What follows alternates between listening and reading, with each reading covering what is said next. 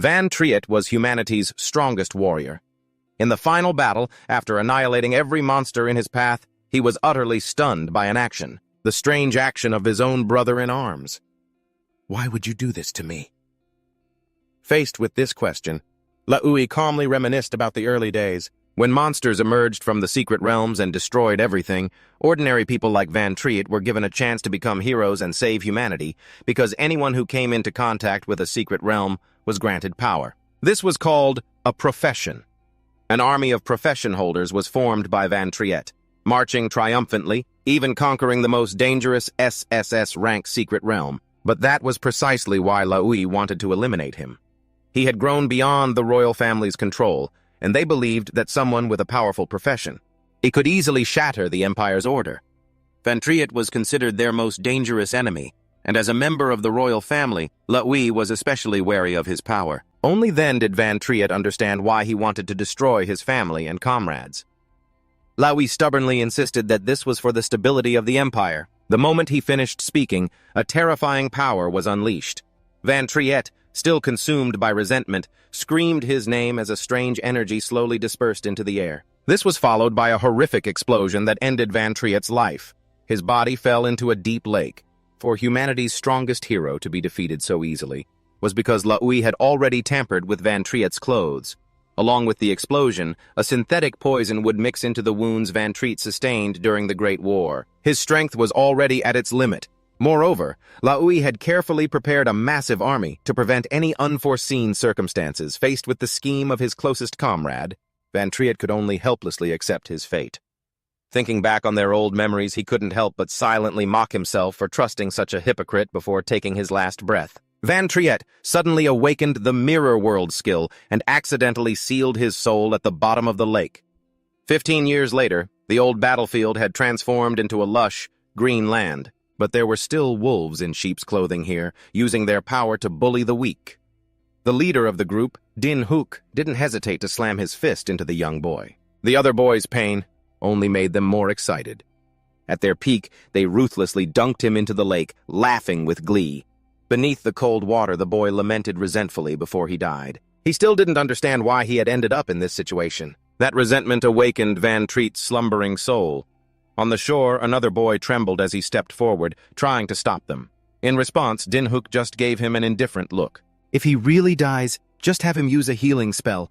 Doesn't he have the chanter profession? He also wanted to make Kyotri his next victim. He also planned to blame the boy's death on him. When Kyotri tried to object, Dingun moved closer and threatened, "So you want to be drowned too, huh?" Seeing his attempt to reason, Dingun couldn't help but sneer. He angrily raised his hand, about to deal with Kyotri right then and there. A rumbling sound made Dingun freeze. From under the lake where the boy was being drowned, a dazzling light flared up. They immediately realized it was a secret realm and hastily scrambled away, as this was something they couldn't handle. Although terrified, Kyotri hesitated for a moment and glanced back.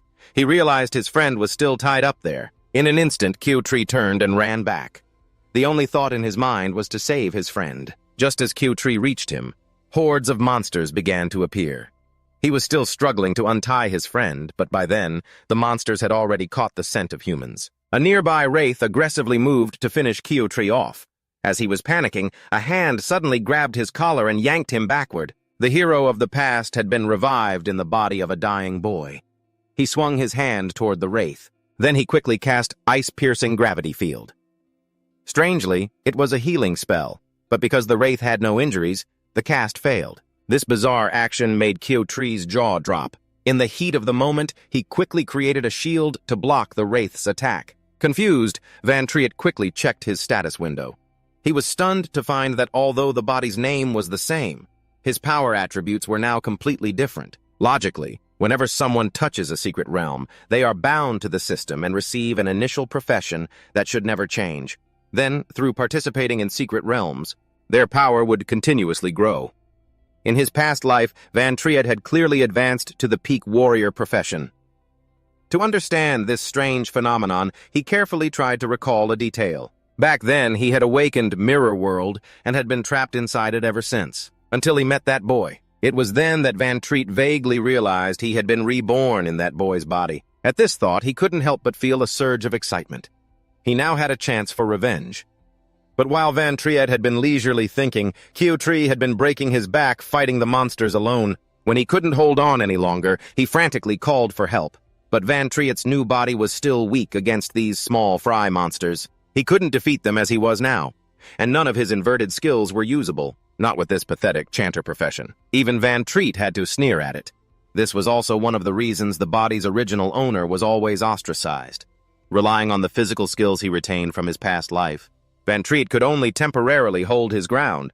The urgent matter now was to quickly find a way out of this predicament. It had come to this. His only hope was that mirror world skill. However, Van Triet was still quite hazy on how this skill worked. He had no choice but to blindly try it on a nearby resentful spirit. It was only then Van Triet realized the conditions for use weren't met.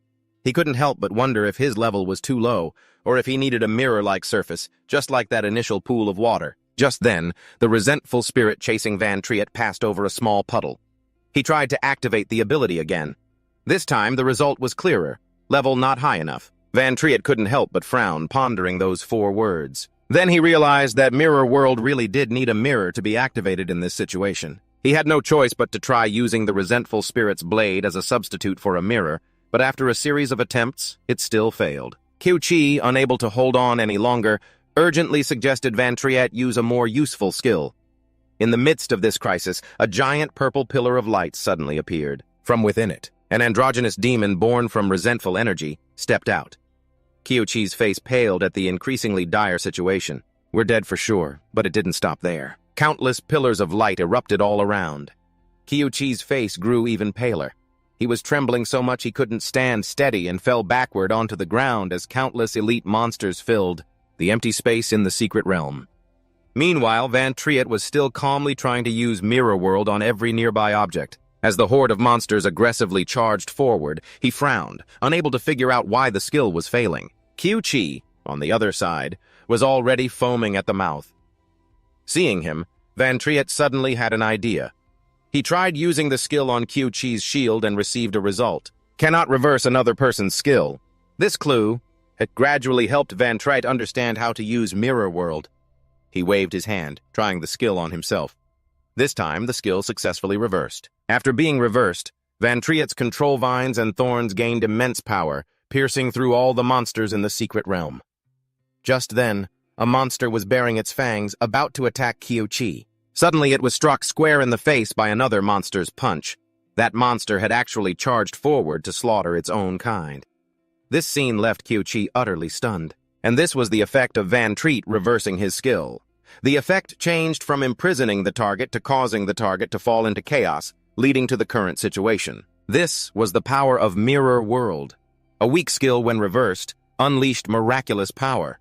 This made Van Triet even more excited to see the reversed effects of his other skills. Van Triet smirked. Mirror World. No wonder it's an SSS rank hidden skill. Before him was a scene of chaos. It didn't just reverse the skill's effect. It clearly enhanced other aspects as well. Van Triet silently assessed that if he had used the skill directly before reversing it, not to mention the low success rate, the imprisonment would have only lasted for a maximum of 2 seconds. He sank into thought. It would never have reached this level. So if I reverse my remaining skills, what would they become? The system announced, normal attack blade, consumes 20 mana, duration, 30 seconds, increases attack power by 5%, ends after all mana is consumed. Without hesitation, Van Triet chose to use it immediately. The system announced the change. Reversed Magic Blade.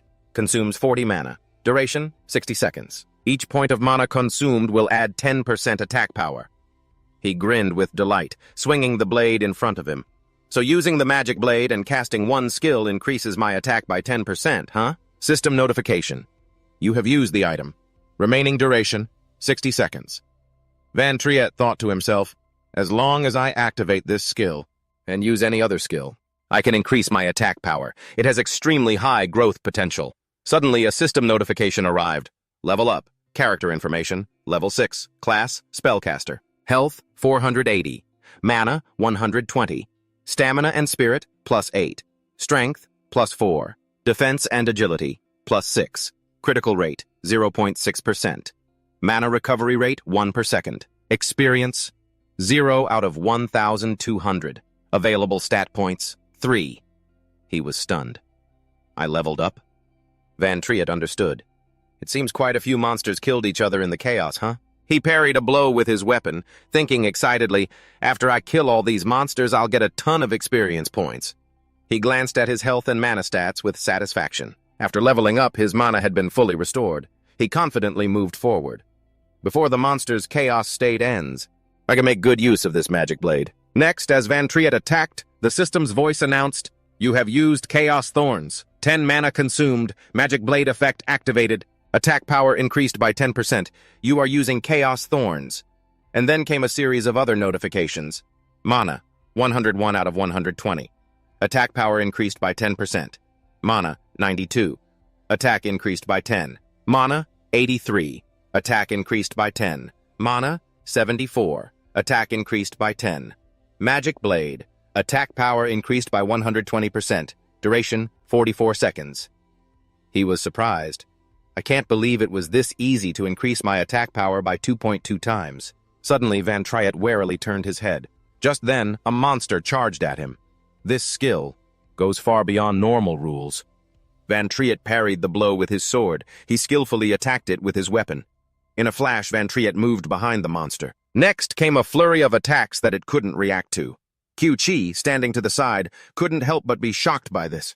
He was frozen. Is this really Van Triet? This kind of skill? A level 5 spellcaster having this kind of power. Since when do spellcasters have skills like this? He frowned. Relying on my level 6 stats, if I swing across its neck, my recovery rate is 120 mana per second. My power model. With his current strength, Van Triet, standing on the fallen monster, smiled confidently. He could probably take on monsters 2 or 3 times stronger than this. He could even barely manage to deal with level 2 elite monsters. Suddenly, a giant beast's arm shot up from the ground. Seeing this, he frowned slightly. The system announced, Level 21 Battlefield Chimera, a great demon. Born from the resentment of a battlefield from 15 years ago. Race, resentful demon. HP, 10,020. MP, 300.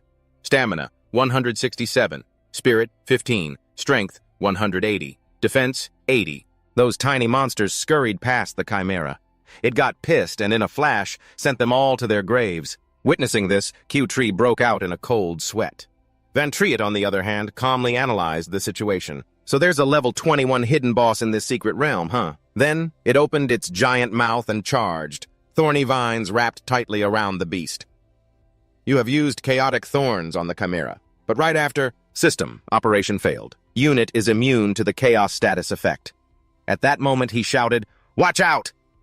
Q-Tree used his own body to shield him. A flicker of emotion appeared in Van Triet's eyes. He remembered how Kyoan used to protect him just like this. Back then, he had scolded him, "You idiot! Who told you to charge ahead like that? Why don't you ever listen?" Van Triet froze, lost in the memory, until he saw him get thrown back. He snapped out of it. Q-Tree was sent flying, landing in a pile of bones. Van Triet regained his composure and ran to him. "Are you trying to get yourself killed?" He stopped right beside him. System. You have used basic healing art on Q-Tree.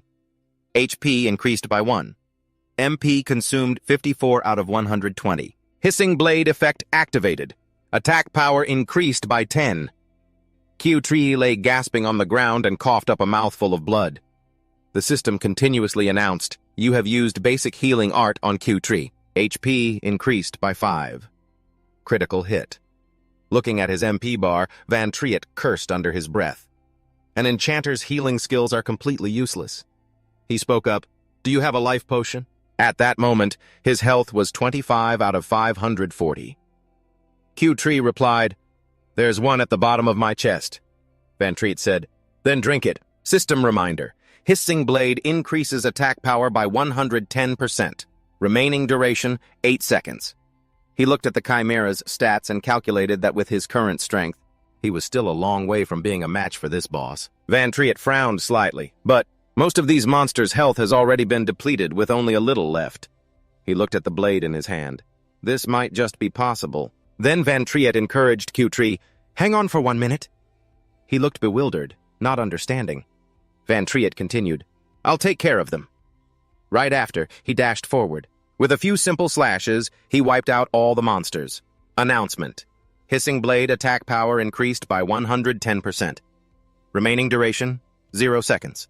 System, level up by 1 point. HP and MP fully restored. MP, 80 out of 120. You have used Hissing Blade. MP, 71. You have used Chaotic Thorns. Attack power increased by 10. MP, 62. Used Thorns. Attack power increased by 10. Van Triet thought to himself, to beat this boss, I need to increase my attack power by at least 400%. Van Triet fought non-stop. Besides, Hissing Blade only lasts for 1 minute. System, level up by 1. His MP stats continued to drop while his attack power rose. He made a decision. Therefore, I need to use Chaotic Thorns 40 times within 50 seconds. Van Triet's eyes were filled with killing intent. And level up at least 10 times. Q-Tree was so shocked his jaw dropped. The system continuously announced, level up +1, +1, +1. In no time, he was standing before the Chimera. At that moment, his info appeared. Character info, level 12. HP, 430 out of 480. MP, 94.8 out of 140. Stamina, 8. Spirit, 13. Strength, 4. Defense, 6. Agility, 16. Critical rate, 0.9%. MP recovery, rate 1.22 per second. EXP, 2 out of 2,600. System, Hissing Blade attack power increased by 510%. Remaining duration, 9 seconds. Van Triet said coldly, this will be more than enough to kill it. Right after that, he easily sliced its arm into pieces. He landed, but he didn't stop there. Van Triet spun around and continued with a flurry of slashes aimed at the Chimera's back. It roared in agony, shaking the very heavens and earth. The lightning-fast attacks meant the Chimera didn't even have a chance to counterattack. His movements were fluid, graceful, and decisive. When it was over, Van Triet landed right in front of him. System announcement. The Chimera has been defeated. Q-Tri stammered, I'm not dreaming, am I? He cried out in disbelief. A level 5 enchanter actually cleared the entire secret realm? System. Level up by 3. Character info, level 15. Class enchanter. HP, 480. MP, 140. Stamina, 8. Spirit, 19. Strength, 4. Defense, 6. Agility, 16. Critical rate, 0.9%. MP recovery rate, 1.22 per second. EXP, 54 out of 3,200. Free attribute points to distribute, 9. You have defeated the Secret Realm's Lord. Secret Realm conquest complete. Q-Tree slowly walked over to Van Triet. Is that really you? System, please pick up the dropped items. He continued. How did you suddenly get so strong? He replied softly. Q-Tree. Van Triet saw the image of his old friend in Q-Tree, so he asked curiously, what is your relationship with Q Bonbon? He answered, stunned. How do you know my great-grandfather's nickname? Van Triet froze, repeating the words, great-grandfather. He thought to himself, he's actually Q Bonbon's great-grandson? Van Triet imagined that rotten face and cursed, the great-grandson of that little devil? For a moment, he couldn't hide the sadness in his eyes, but wasn't everyone I knew already killed by La Dewey? Then Van Triet spoke up. Your great-grandfather, is he now? Q-Tree interrupted. No, there's no need to talk about him right now. His face showed a hint of grievance. If you don't want to answer my question, you don't have to say it like that. Q-Tree hesitated for a moment, then continued. There's no need to insult me like that. Insult you? Van Triet asked, though he didn't know why. But, have you always been hiding your true strength? He stammered, changing the subject. It's time we got back to school. Tomorrow, the school is organizing a trip to the Museum of Modern History. If we skip, we'll draw attention. Although he wasn't satisfied with Q-Tree's answer, Van Triet didn't show it. He figured he shouldn't reveal his identity just yet. If he investigated further, he might arouse suspicion. So he agreed, all right, let's go. The Museum of Modern History, huh? Van Triet thought to himself, feeling a bit of anticipation. It must contain some information about what happened after I died. Inside the shuttle bus, everyone was laughing and talking cheerfully. Only Van Triet and him were silent, as if they were hiding something. He quietly observed the view outside the window. The times have really changed. I've been dead for so many years, Van Triet noted to himself. The world has changed so much. To think they can use products from dungeons to power a bus. He was a little surprised. There were also many things he had never seen before. Some of them were things he had seen in dungeons before. Just then, Van Triet opened his bag. But logically speaking, aren't monster drops the only items that can be brought out of a dungeon after equipping the ring? System notification, Chimera Bone Ring, grade, rare, level, 14. Made from the ribs of the battlefield Chimera, a dungeon boss. The bones can attach the Chimera's limbs to the wearer. Skill books and equipment like this, he thought. They can be taken out through the inventory. They can even be bought and sold outside of the dungeons. System information. Skill book. Robust physique. Quality, excellent. Skill type. Passive. Usable. By all classes. System notification. Flexible physique. Flexible. Reverses passive skill. Permanent effect. Reduces physical damage taken. Van Triet felt a bit regretful, but those things couldn't be put into the inventory. After defeating the dungeon boss, those things would all disappear along with the dungeon. He wondered to himself, what happened after I died? A while later, they all arrived at the museum. Everyone gathered in the large plaza.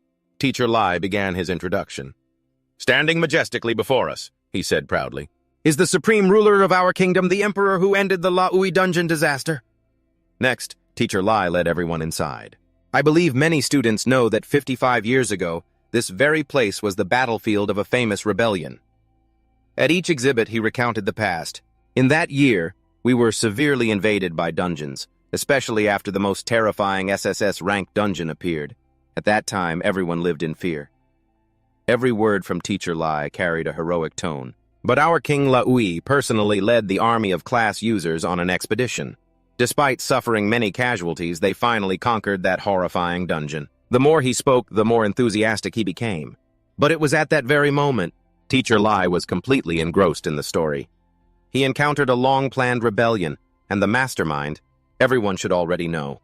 He emphasized, it was Van Triet. Teacher Lai's voice turned cold. He was a man trusted by His Majesty, but in the end, that bastard became an ungrateful traitor. Van Triet. So this is what I've become? He tried to suppress his anger and retorted, but we clearly conquered the SSS rank dungeon. We were clearly ambushed by you, he said, gritting his teeth. We can't imagine what the pain would be like. And to be betrayed in that situation. Then, Teacher Lai shouted, but our king overcame this pain and fought through a bloodbath. He continued, finally, with the help of the hero Dingun, His Majesty successfully suppressed the rebellion. Van Triet repeated the name to himself. Dingun? He looked around. Is that person here? Suddenly, Din Huck walked over, sneering. Oh? So you bastards are still alive? The person next to him chimed in. No way! Weren't they all sucked into that new dungeon? Another one taunted. Don't tell me that dungeon has already been conquered. A new dungeon being conquered immediately means there was a high-level expert nearby. This comment attracted the attention of those around them. That guy didn't stop. They're pretty lucky, huh? To run into the right person at the right time. Van Triet thought with disdain.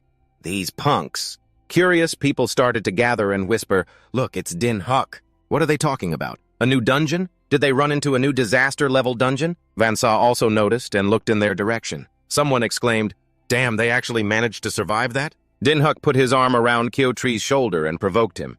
Your luck isn't half bad, huh? I didn't expect you guys to make it out of there alive. He whispered softly into his ear. But you guys... Den Hook forced each word through his gritted teeth. That day, model, you almost got us trapped in that secret realm. You're dangerously close to paying for this. How exactly do you plan to settle this debt? Xiaozhi shot back. You're clearly the ones in the wrong. I'll report this to the higher-ups. His face darkened as he recounted. Yun Che and I were nearly killed by you people in there. His words infuriated Ding Shu. He pulled Xiaozhi's face close. Hey, what the hell is going on in that brain of yours, huh? It seems you have no idea what the situation is right now. Ding Shu pointed ahead. Look at that statue up front, he sneered.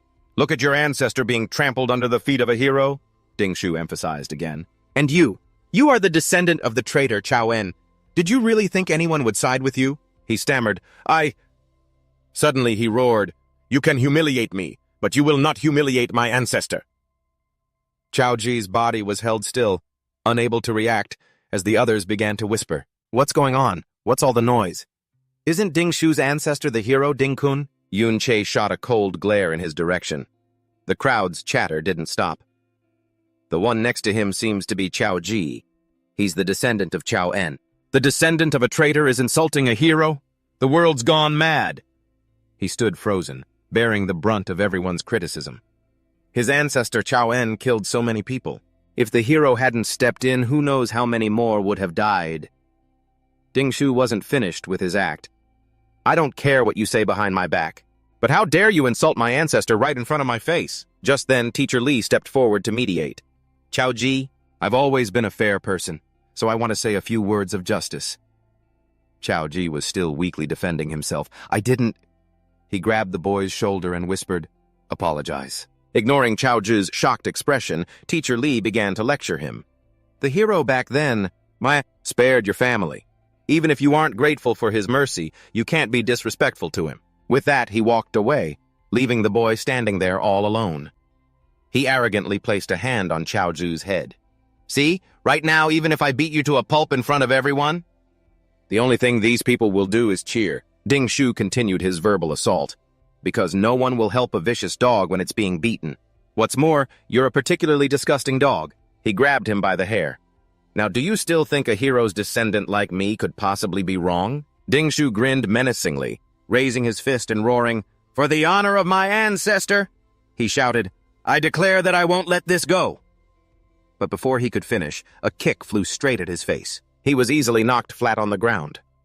Chow Ji couldn't believe his eyes. He spoke with contempt. So the families of heroes are all this uneducated? But in response to that act, everyone started chattering. Is that Yun-che? It's like he's a completely different person. Did he really just hit Dingshu? They all criticized Yun-che. Is he insane? And what did he just say? An uneducated descendant? Does he want to insult a hero's family too? He paid their words no mind. I remember him being only level 5. Isn't he the weakest person in our class? Did he take the wrong medicine or something? How dare he hit Dingshu? Someone with a venomous tongue brought his family into it. This kid has no father and no mother. He's always been a quiet loner. Now his brain has finally snapped. At this, Dingshu smirked smugly. He rubbed the spot where he'd been hit. He spoke up. You're clearly just a punching bag. You should be grateful I didn't kick you out, yet you still dared to attack me when I wasn't looking. Then Dingshu ordered his friends. Perfect. Everyone get him. Yun-che didn't flinch, getting into a fighting stance. In a flash, he had taken them all down. A punch to the gut made the boy kneel on the ground in pain. Dingshu coughed up a mouthful of blood. The others couldn't believe their eyes and began whispering. Huh? What just happened? He also looked on in disbelief, frowning. What the hell? I was taken down by that Yun-che guy? A few people in the crowd spoke up. Did you see what happened? It was like he just swatted him away and he fell. Those words shattered Dingshu's pride. Is Dingshu this weak? He went berserk, cursing. A level 5 trash support. How could he suddenly become stronger than me? System. Dingshu has used the skill. Rage. Status. Attack power increased by 25%. Not only that, but Dingshu also pulled out his weapon. It must have been a fluke. System. Fire Fragment Chi has been equipped. Attack power plus 314. Right after, he brandished his weapon and lunged forward. Nuclear Burst Finger! But Yun-che dodged with ease. Your opening is way too big. Dingshu hadn't even touched him, but took a full punch. System. Blade Dance.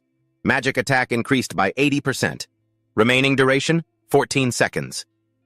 He fell backward in disbelief. Impossible. Yun-che followed up with another kick, leaving Dingshu motionless on the ground. Just then, the guards ran over. What's going on? What are you all doing here? Someone spoke up. Dingshu's passed out. Is there a healer? The people around them couldn't stop marveling. That was way too fast. Didn't you say he was only level 5? He doesn't look like any level 5 I've ever seen. The other person replied, I don't know either. Maybe he hid his level? This display also surprised Yun-sa. A guard immediately scolded them. No fighting in the museum. What if something gets damaged? Why aren't you controlling your student? Only then did Teacher Lee step forward, ordering, Move aside! Wasn't insulting a hero enough for you? Now you dare to knock out a hero's descendant? He even shamelessly used a weapon, but Yun-che saw his every move. To everyone's astonishment, Yun-che easily snapped Teacher Lee's weapon. The crowd couldn't believe what they were seeing. He spoke up. Let's not talk about who's shameless just yet. But you, who claim to be fair, seem to be basing everything on Ding Shu's one-sided story. Yun-che continued with annoyance. You just want to suck up to their family. Isn't that right? He immediately denied it. Don't talk nonsense! Teacher Lee continued. How could I... Inside, he was reeling. What kind of equipment is this?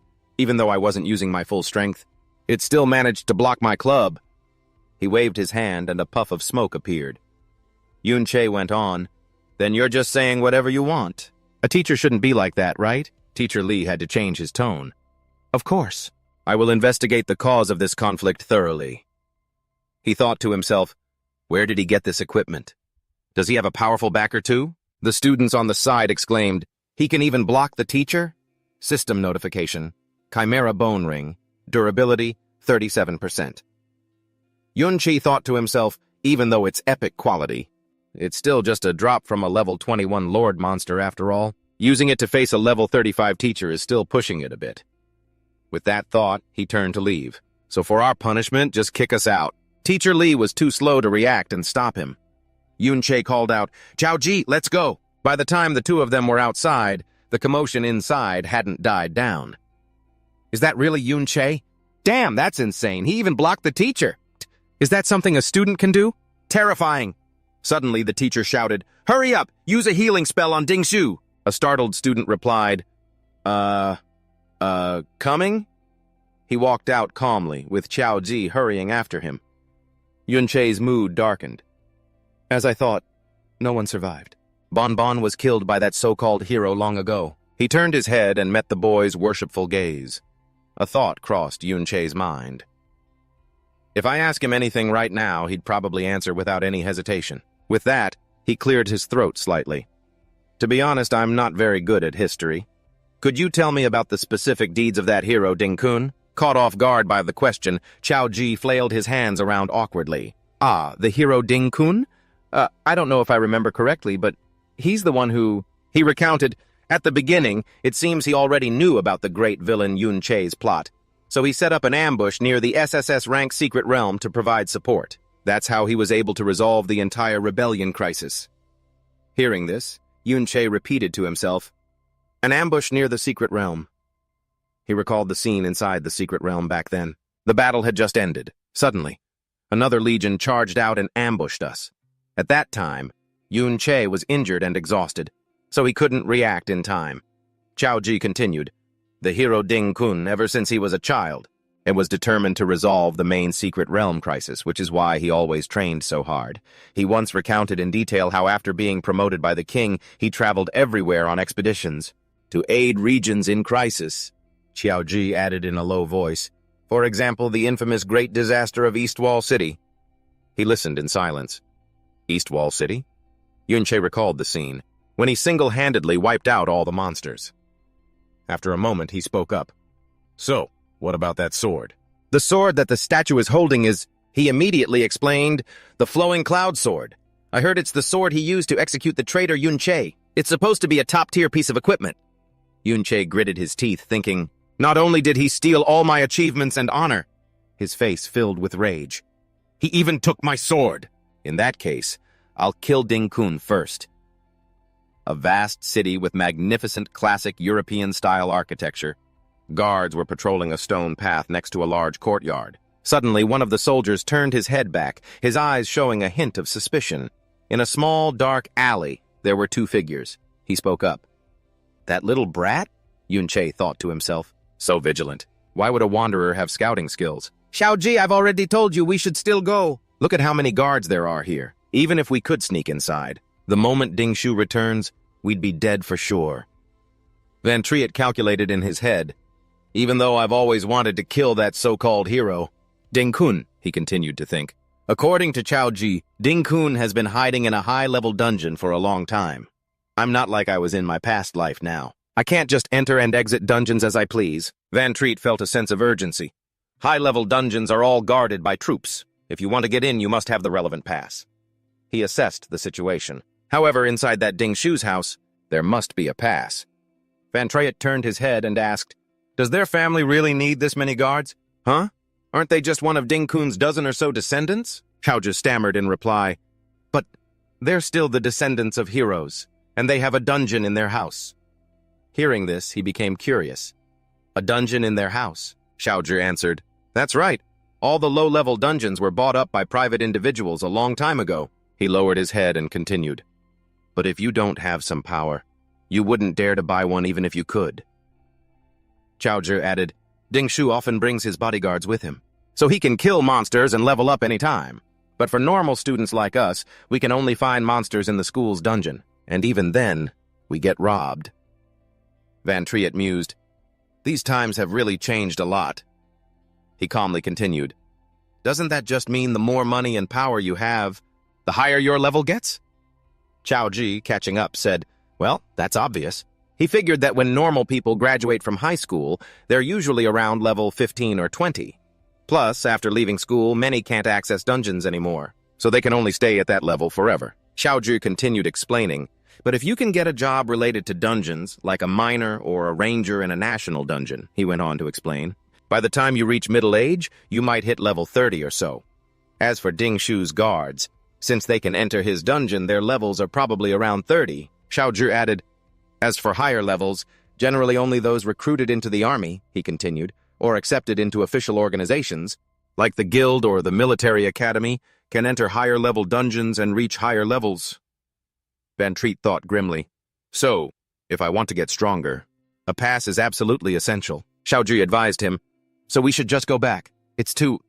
No matter how good you are, you can't be a match for those guards. Van Triet told himself, With my current strength, it's nowhere near enough to kill that hero, let alone that high and mighty king with all his layers of protection. He suddenly paused, but then spoke.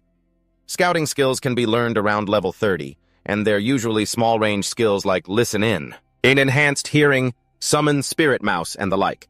But that's not enough to cover the entire area around the house at all times, Van Triet stated the situation. This isn't a life-or-death dungeon, so most of the guards will be much lazier, he calculated in his head. So if we want to get in, it's more than possible. Xiaozhi looked confused. Lazier? Where are they being lazy? Van Triet thought. At least it's much easier than scouting the blind spots in the high-level dungeons of my past life. Xiaozhi pointed out. Even if we can get in, this is a private dungeon. Even if someone gets killed in there, it won't matter at all, he exclaimed. But why do we have to? Van Triet asked coldly. Xiaozhi, don't you want to change your life? Xiaozhi hesitated and replied, Of course I do. But that's only if I can get into the guild and then... He spoke seriously. Get into the guild? Can you really change things then? The grandson of the traitor Xiaozhi, huh? He seemed to shy away, turning his face. Van Triet said resolutely, My destiny can only be changed by what I do now, besides giving up on yourself. Is all based on unknowns, isn't it? He declared forcefully. At the very least, I'm not passing up the dungeon right in front of me. You can decide for yourself whether you're coming with me or not. Van Triet pondered for another moment. Ben, I wonder if your descendants will make the same choices you did. Xiaozhi's face broke out in a cold sweat. He told himself, I just can't let him walk to his death. Van Triet gestured with his hand and whispered, thinking to himself. There are no signs of summoning-type scouting skills on this side, Van Triet told himself. So as long as we're quiet. He was extremely confident they could escape notice. Van Triet trusted his judgment. Seizing the opportunity, they could indeed slip in easily. And just like that, they were actually inside. Xiaozhi asked curiously, Is that an underground dungeon? Van Triet revealed, adding, This one is a slightly higher level than the last one. He continued, But there aren't too many monsters because Dingshu's family clears it out regularly. Van Triet observed carefully, then spoke. There are only 2 small monsters. You go over there and give it a try. Me? Fight them? There's no way I can win. Qiutri's voice trembled. He cried out in regret. I must have been possessed to believe you. If I'd known it would be like this, I never would have come. He screamed in fear. I want to go home. Van Triet stood by, encouraging him. Why can't you fight back? Qiutri yelled in a panic. What chance do I even have to fight back? He reassured him. I'm here. Nothing will happen to you. Qiutri's eyes filled with determination. He mustered all his courage and struck. Suddenly, a monster lunged from behind. Qiutri's jaw dropped in terror as Van Triet watched silently. Just as I thought. He trusted his own judgment. His talent is actually very good. He's just naturally timid and easily frightened, so he only dares to be on the defensive. But his subconscious judgment of spatial positioning is incredibly accurate. Van Triet noted to himself, it's because he's constantly watching for danger all around him. That's why he hasn't lost a single drop of health. He stood silently, recalling Bon Bon. Kyo Tree was losing stamina. I can't hold on much longer, Van Triet concluded with his philosophy. So many people stop moving forward simply because they lack the courage to challenge themselves. He joined the fight, unleashing his own move. Van Triet celebrated inwardly. The kid has finally taken his first steps. Huh? I leveled up? Q-Tree asked in surprise. He calmly explained, experience points are distributed based on contribution. If you hadn't thrown their movements off balance, then even if I killed them all, you wouldn't have gotten much EXP. He walked with a majestic posture.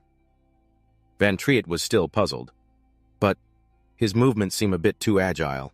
For a shield bearer, that is. Then he asked, how did you allocate your attribute points? Q-Chi answered honestly, besides spirit, I just increased them all evenly. He pressed, don't shield bearers normally increase their agility points? He explained, if I don't, it's hard to find a team at school. No one wants to wait for a slow shield bearer because other people will just steal all the monsters. Van Triet sighed. You should think more long-term. After level 60, class advancements have attribute requirements. He added, for example, the Field Fortress class requires 60 stamina and 90 defense points, so you can't just add points randomly. Q-Chi said in a small voice, a normal person is lucky to even reach level 40 in their lifetime. How could I even think about level 60? That's S rank. Van Triet put a hand on his shoulder and said forcefully, from now on you can start thinking about S rank. Van Triet motivated him further. No, even beyond S rank. A worry lingered in his heart. That's easy for me to say, but it's about time I started planning for my own class advancement. Van Triet thought to himself, my class is Shadow. Everything depends on this hidden skill, Mirror World. It's the only way I can turn things around. He felt uneasy. If nothing unexpected happens, it will become... Van Triet was surprised by a system notification. Huh? My Mirror World can be upgraded? Van Triet engaged a group of monsters head-on. His attack passed through the monster's body with ease. He landed lightly on the ground. The monster attacked with its last bit of strength. He was a little annoyed. Still not dead yet? Van Triet spun and felled the monster with a single blow. He seemed to realize the increased attack power had vanished. Van Triet thought, looks like the duration for Trickster's Blade is over. This skill set is powerful, but I can't fight with it for long periods. He couldn't help but sigh anxiously. My stamina won't last long either. System, level up. +1.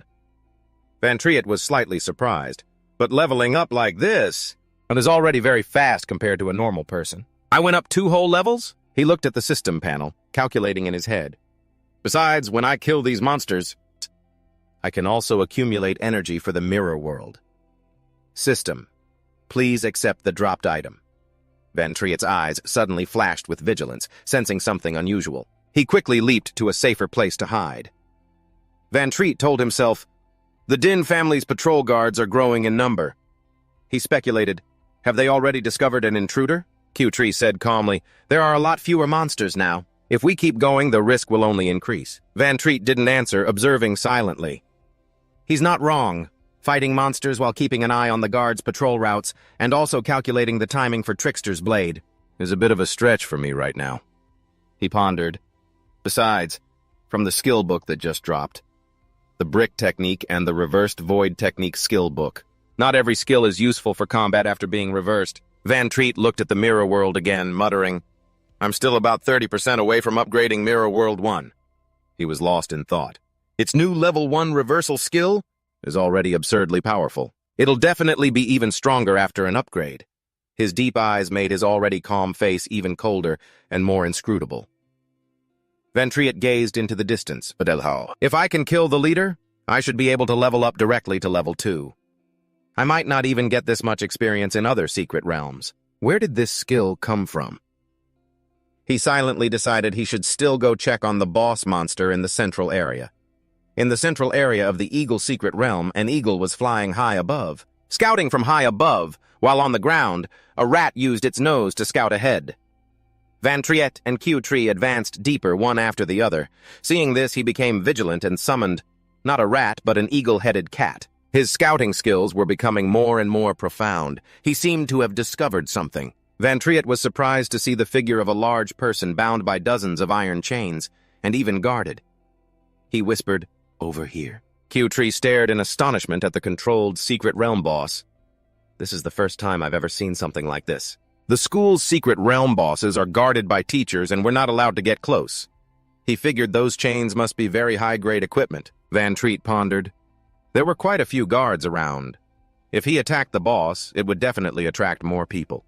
Based on his current level, it would be impossible to kill the boss while surrounded. A guard turned his back towards a small crevice in the cliff face. He acted decisively. First, he had to take out the guard. Van Triet successfully took the guard down. He spoke in a threatening voice. "Next up is interrogating you for information. You'd better answer honestly." The old man, terrified, begged, "Please don't. Whatever you want to know, just ask. I'll tell you anything. The salary the Ding family pays me isn't high enough for me to die for them." Van Triet looked at him helplessly for a moment, thinking to himself, "Well, this is good. I can ask about the main issue first." The guard was utterly terrified. "The hero secret realm passes. The old master has a whole pile of them in his room. They're not rare at all." He gave a smirk full of hidden meaning. He must be a huge fan of the hero old master to get this worked up. Seeing that Van Triet was about to explode, he quickly shouted, "It's true! I've seen them several times! The passes are from the old master's study. Right now he's out with the captain of the guards." The guard added, "But those are just temporary passes. No personal information has been entered yet. If you don't have an acquaintance to lead you in, you'll definitely be interrogated." Van Triet warned, "You don't need to worry about that." He leaned in closer and continued, "First, take everything out of your system backpack." The two of them led the guard outside the secret realm and into the Ding family courtyard. Van Triet asked suspiciously, "The incantation skill book you have on you, you really only have one?" The old man answered honestly, "I really don't have any more." He lamented, "The Ding family is very stingy. Basically, anything that drops in the secret realm has to be handed over. We only get to share a few scraps. All the good stuff is kept inside the house." The guard stammered, "Is also inside the house." He pointed, "That's the inside of the Ding family house. Without a summons, regular guards like us can't enter." The guard added, "Because in the Ding family, aside from the young master Ding Lu, everyone is level 30 or higher, and their equipment is top tier. They don't really need our protection." Van Triet was skeptical. "So if I can get inside, I can get the passes, right?" The old man stammered. "No, the great master is in there." The guard eagerly explained, "That mustached guy is level 42. If you run into him, you definitely won't be able to beat him." He reminded him, "The old master and the third master are both over level 50, and they're out on business." The guard stressed, "If you run into them when they return, it'll be even more dangerous." Van Triet considered entering the house. That would mean facing a great master many levels higher than him. He knocked the guard unconscious, then gave an order to Q-Tree. Q-Tree was surprised to hear his instructions. "You stay here." He silently assessed the situation. "In that case, I just need to lure him out." Inside the dark and cold secret realm, near the realm boss. Van Triet mused, "They're using high-level chains to control the boss. If the boss doesn't die, then the secret realm won't disappear, and they can use it long-term." He also thought, because it's so important, they have to station guards to watch the locks. Van Triet approached a lone guard, thinking to himself, "This method is indeed very cautious, but the premise for this kind of caution is, and that no one is willing to die to unlock it. I was already familiar with using iron chains of this level in my past life." The guard panicked. Another guard, vigilant, saw the iron chains being tampered with and turned back. "What's going on?" Another guard was also surprised. "What's happening?" Outside, Van Triet struggled with the iron chains, determined. "I have to make the great master run out of the house." He marveled. This method is truly perfect. Inside, the boss struggled, sending everyone into a panic. What's going on? Why did the boss suddenly lose control like this? Just outside the secret realm, in the large Ding family courtyard, Dinqua gave an order. "Stop dawdling. Get into the secret realm and provide support." Q-Tree watched the group of people enter the secret realm. Van Triet mused with satisfaction. Got the level 60 equipment. He thought to himself, "Now I can easily get inside the house, right?" The large courtyard of the Ding family. The entrance to the main gate of the house. A servant bowed slightly, opening the car door. "Welcome back, second young master and young master." A man stepped out of the car. It was Ding Hao, level 42, the second master of the Ding family, with a mustache. Following him was a tall young man who walked out slowly. "It's nothing serious. Why did you come to pick me up, Dad?" "I just wasn't paying attention for a moment and got caught by that bastard Van Trite." Ding Hao cut in. "Picking it up was just on the way, that's all." Right after that, he warmly approached and opened the rear door of another car. "Miss Yun Sa, please, step out." Yun Sa and Yun Yin stepped out of the car together. Ding Hao maintained his smile, bowing to welcome them. "Welcome to my humble home." Then he suddenly frowned in annoyance. "Huh?" Ding Hao kicked his underling straight in the stomach. "Don't just stand there blocking the way." The other four slowly walked into the mansion's main entrance, leaving the underling collapsed on the ground not far away. Xiaozhi silently watched everything. Yun Che suddenly appeared and asked, startling him, "What's wrong? Did you see the Ding family members leaving and decide not to go in?" He observed Xiaozhi's terrified expression. "What's with that look on his face?" Xiaozhi asked back. "How did you get over there so fast?" Yun Che explained, "That thing is a lord of a secret realm, after all. Even at level 30, it's hard to capture alive." He glanced at the pensive Xiaozhi. "So there's no need to cause a scene. They won't be able to recapture it within the next half hour." Yun Che returned to his previous question. "By the way, what was it that you saw?" He squinted slightly, looking behind the man. "That's my youngest uncle, Chow Li," bowing with a forced smile. Chow Ji's face darkened as he quietly recounted. "It started back when Yun Che rebelled. Moreover, his entire clan was wiped out at that time." His next words left Yun Che stunned and extremely tense. But even so, there was no need to face the rest of them with such humiliation. A desolate scene of ruined houses suddenly appeared in his mind. Ever since then, the Chow family has had to constantly endure the Empire's malice, Chow Ji said in a single breath. Furthermore, under the shady command of the hero Dingun, the bullying has become more and more severe. Unable to fight back against their bullying, everyone could only kneel and surrender. In the end, we could only become servants of the Ding family. Chow Ji gritted his teeth in anger. And occasionally, we're dragged out to showcase the strength and kindness of the hero's family. If the Chow family members want to live, they can only watch the Ding family's expressions. We can only keep our heads down and barely survive.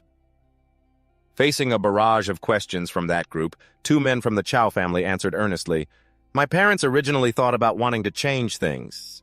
And then he recalled the image of his father with a deathly pale face. "As a result, my father lost his mind and went insane." Beside him, Chow Li was forcing a smile, bowing at someone's feet. "And my uncle, he's completely become the Ding family's dog." Yun Che remained silent. Chow Ji clenched his fists. "Me coming here. Was it really the right thing to do?" "I'm going inside," he said, suddenly moving past Chow Ji. He was instantly startled and yelled, "Ding Shu's father is inside right now. He's level 42 with a full set of gear. If he finds you, you're dead for sure." Yun Che had no intention of stopping. In an era like this, where secret realms are controlled, if you don't take risks, there's no hope of changing the situation. His eyes narrowed, a cold glint appearing in them. "Besides, there are some things, that you'll never achieve if you're always hesitant." Yun Che turned his head, looking at him with determination. "Chow Ji, I can help you change things, but first, you have to make a choice for yourself." He had already made his decision. "I choose to fight, but I won't force you." Chow Ji was so panicked he stammered, But they're a great family with enough power to shake the world. Can we really stand against them?" Yun Che took a ready stance. "The thing I want to stand against." In an instant, his figure shot forward, leaving only a strong whirlwind that tore through the air. He was stunned, unable to react. What just happened? He had flashed from the garden straight to the nearest building. It is this entire empire. Inside the building, Ding Hao lifted his teacup to take a sip. "Oh, the lord of the secret realm escaped its bindings?" Yun Sa, sitting opposite him, immediately asked, "Is this an inconvenient time, uncle? We can always visit another day." Ding Hao waved his hand dismissively. No, there's no need. My big brother can handle it. How could a tiny secret realm be more important than Miss Yun Sa?" He continued with a smile. "Besides, after hearing that you were willing to come, my father and third uncle started heading home," Ding Hao stated confidently. "So, we have more than enough manpower to handle this problem. Also, I've already contacted Hero Ajia. He's also very, very eager to meet you." On the second-floor balcony, Yun Che hid and thought to himself, "Hero Ajia, is that the hero Dingun?" I remember. To enter a hero's secret realm, you need a pass and a guide. Yun-che secretly glanced down at Yun-sa, and judging by the way she's being treated, it seems her status is quite high. He narrowed his eyes and thought, Yun-sa, she has the same surname as me, Yun. What a coincidence. With that thought, Yun-che turned around. For now, I need to focus on getting that pass. Down below, however, Yun-yin suddenly looked towards the spot where he had just been. In the hallway, two maids were walking and chatting cheerfully. Yun-che quietly slipped past them and snuck into a room. He slowly opened the closed door. Inside the large study, Yun-che stood and looked around. Meanwhile, outside the secret realm, in the large courtyard of the Ding estate, a man in a suit and two others emerged together.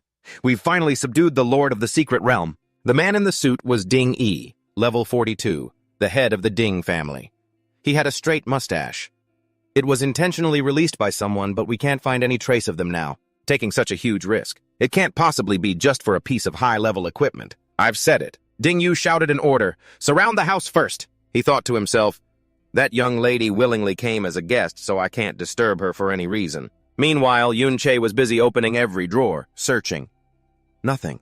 Didn't they say there was a whole pile of them? Yun-che suddenly looked at the palm of his hand. You have used the skill. Dematerialization. As he pointed his finger, a hazy shape instantly appeared. Dematerialization can make objects intangible. Objects up to the size of a brick. Duration, 4 seconds. Yun-che opened a drawer full of ledgers. He picked one up, thinking it was a diary. Suddenly, Yun-che noticed something and exclaimed in surprise, Oh! He picked up another book. These are all high-quality skill books. The system information panel immediately appeared. Skill book name. Slowing, light. Can slow enemy units by 20% within a 20-meter radius around you. Meanwhile, in the large courtyard of the Ding residence at the entrance gate, a group of people had surrounded the villa. Chow Ji, hiding behind a tree, thought to himself, Why are all the guards running this way? Did they find us? He worried, This is just too dangerous. The guards are gathering. Yun-che, if you don't come out soon, you won't have a chance to escape. Chow Ji's face paled as he remembered the fate of his father and uncle. If I don't run and they find me, they'll just have another excuse. His mind was filled with images of everyone being bullied in the past. Run! I have to run! Xiaozhi clenched his fists.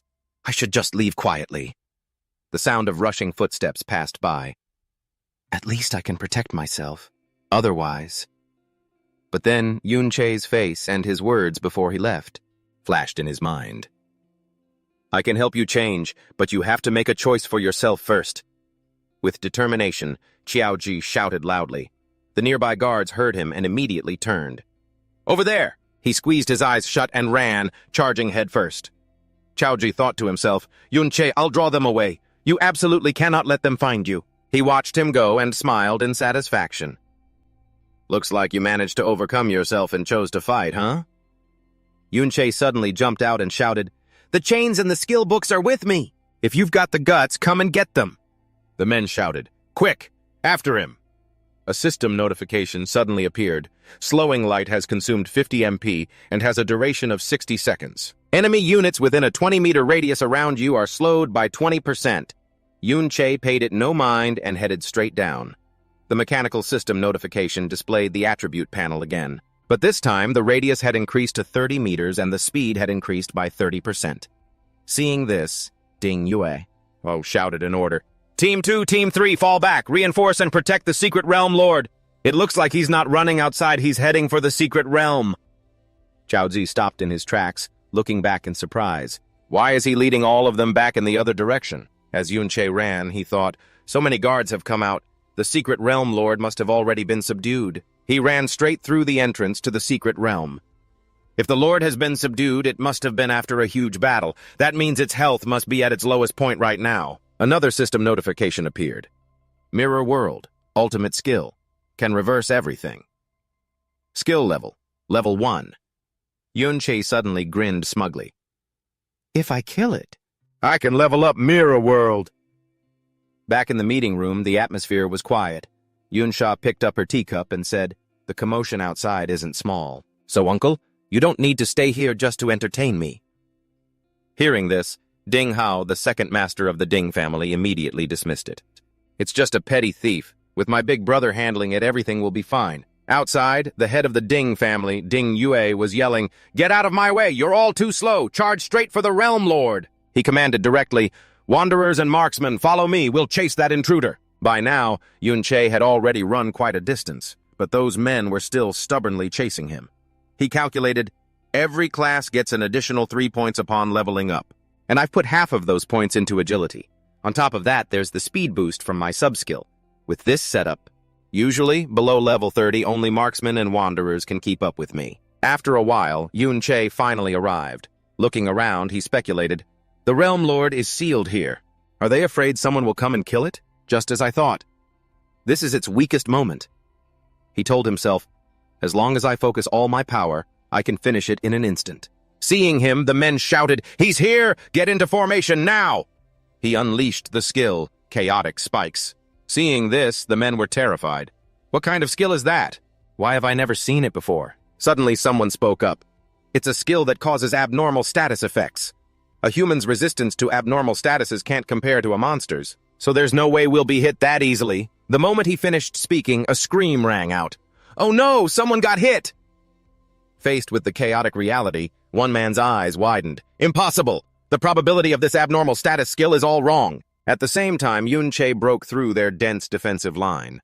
He thought, as long as there are this many people, I can get to the low-health Realm Lord. The crowd roared in a panic. "He's charging this way!" "Where are the control skills? Tanks, why aren't you blocking him?" "Don't use that skill on me." Watching their chaos, Yun Che sneered. A disorganized mob with no combat experience at all. He wondered if they had lost all their edge after such a long period of peace. A single soldier was struggling to hold it down all by himself. He insisted that if they just surrounded it, it would be a guaranteed kill. Ding Engak agreed, shouting, "That's right, hold it down!" He equipped more gear and charged forward with determination. "Let me handle this thing." At the same time, the system displayed his personal information. Ding Engak charged forward with his blade, unleashing Raging Flame Charge. Van Triet's eyes gleamed as he issued a challenge. "Bring it on!" The corner of Van Triet's mouth curled into a cold smirk. "Good." He already had a plan. "Even though my level isn't high enough to wield it, I can't just use it to boost my stats." Van Triet decided to use the chain. Besides, its durability was level 60 after all. The chain swept through, causing everything to explode. "According to my plan, I can use this massive impact force to break the seal." The target appeared right before his eyes. Van Triet let out a sigh of relief. "There it is." Then he taunted him. "Thanks for the help, old man." Ding Yak was infuriated to the point of madness. "How dare you?" Van Triet was satisfied. "I'll be taking the Overlord's experience points now." The ground was a complete mess.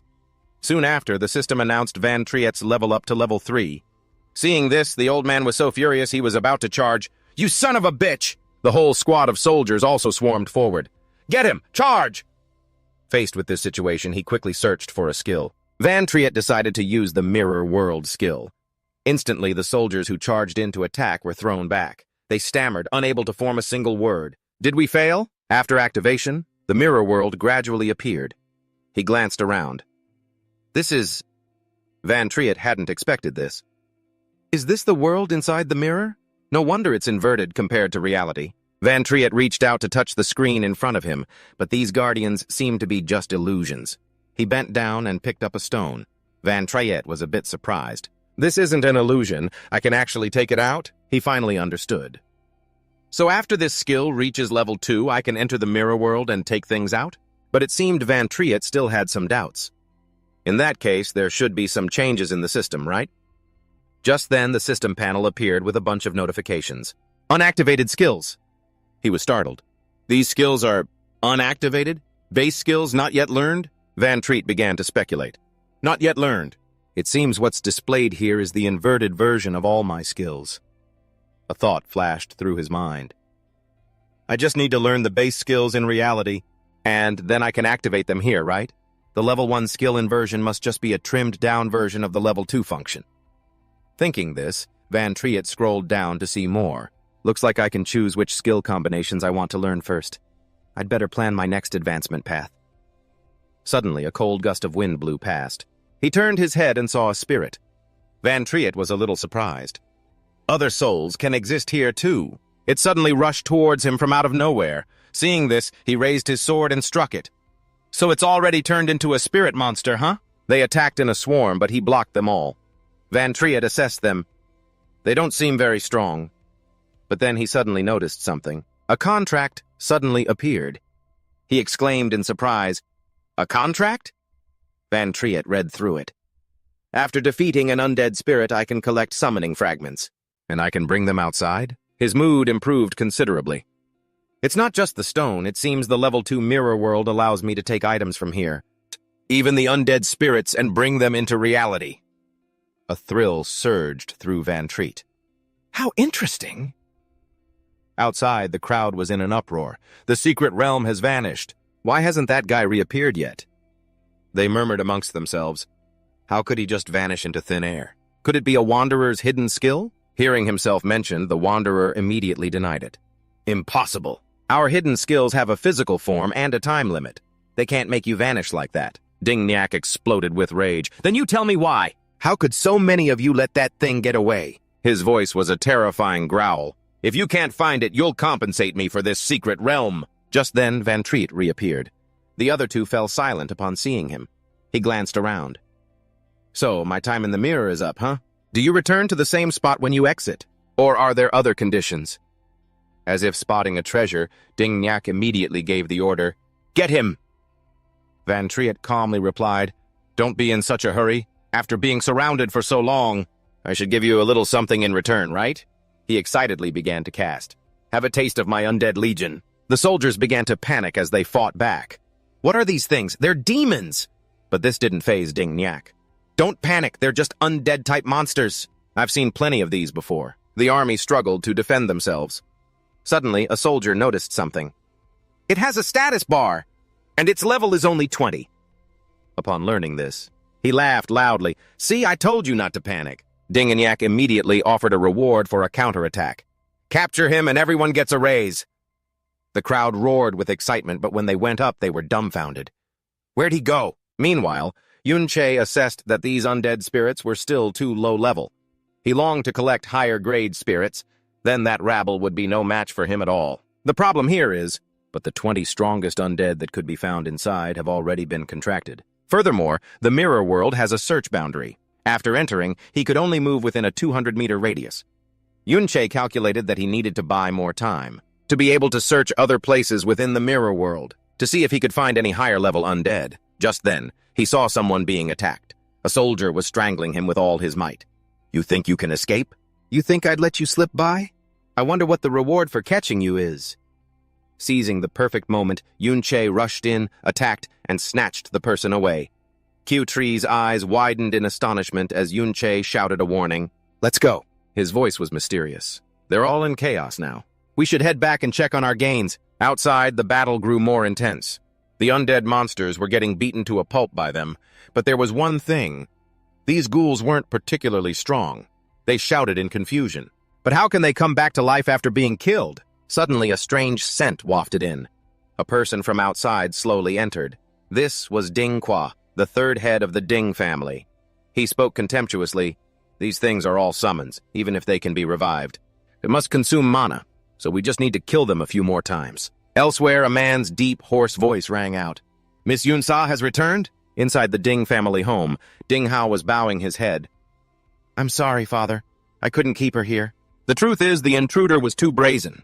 In the end, things didn't go as planned. Not only did he escape the house screaming, but he also smashed a window on his way out. Ding Dan, the patriarch of the Ding family, looked furious.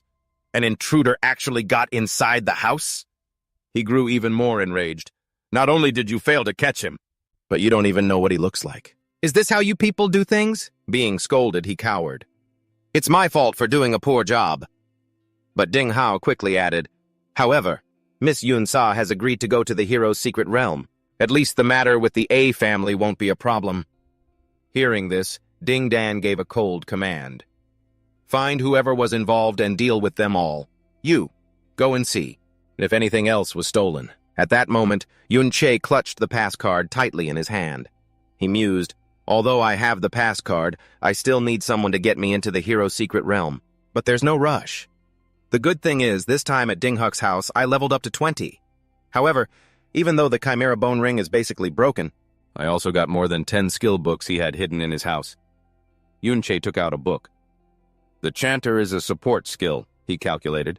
On the other hand, I can rely on these skills to further supplement my own attributes. That's one plan. When the time comes, I can just rely on my own attributes to crush enemies of the same level. Besides, that lord dropped a piece of equipment earlier that I can use later. For now, the important thing is, to get the mirror world to level 2. The summoned undead I've captured will significantly increase my combat power, but that's still not enough. Based on the style of the equipment on the statue, the hero must be at least an S-class branch of the berserker profession. I need to get an undead contract of the same level at the very least. And I'll need to level up to over 50 to have a chance of killing him. Seeing Yunche like this, Kyotree fidgeted. Yunche, they won't be able to chase us, right? Hearing this, he reassured him, don't worry, I've already lost them. And our faces weren't seen, so it's fine. Even with this reassurance, he didn't seem very convinced. Seeing his anxiety, Yunche understood. Still worried? It's tough for someone his age. He called out softly, Kyotree, are there any secret realms nearby where a powerful expert has died? Kyotree was startled. A secret realm where a powerful expert died? Yunche smiled. That's right. I want to find a higher-level secret realm to level up. As for the powerful expert, you'll find out when the time comes. He tried to recall. Speaking of a secret realm where a powerful expert died, there is one. His voice faltered slightly. But that's our school's secret realm. We'd have no chance of sneaking in. Hearing this, Yunche looked thoughtful. The school's secret realm is monopolized? Then I'll just have to rely on some special tricks. At his private residence, Teacher Lee couldn't believe his eyes. He stared blankly. This is for me? A rare purple-grade skill book? And it's even for my Wanderer class. He was quite pleased inside. Looks like this Van Triet kid really has some good stuff. But on the outside, he just cleared his throat and put on an act. The school's secret realm can't just be opened for anyone anytime. And I can't just pull strings for you, Teacher Lee added. However, about this secret realm, it's only been opened to graduating students recently. Generally, underclassmen can't participate. However, if you're an exceptionally outstanding student, you might be able to join the expedition. With the teacher's recommendation, he promised, I will do my best to help you get a spot. Meanwhile, outside the secret realm, the students were all showing their determination. This might be the last secret realm I'll ever get to enter in my life. I have to grind as many monsters as I can. Someone else frankly admitted, if it weren't for the hero's gift, we wouldn't even have this chance. Thank you, hero. Despite everyone's excitement, Van Triet felt that something was off about this secret realm. Just then, Teacher Lee proudly announced, this is the hero's secret realm. It was gifted to our school by the hero. Legend has it that the hero himself once fought in here.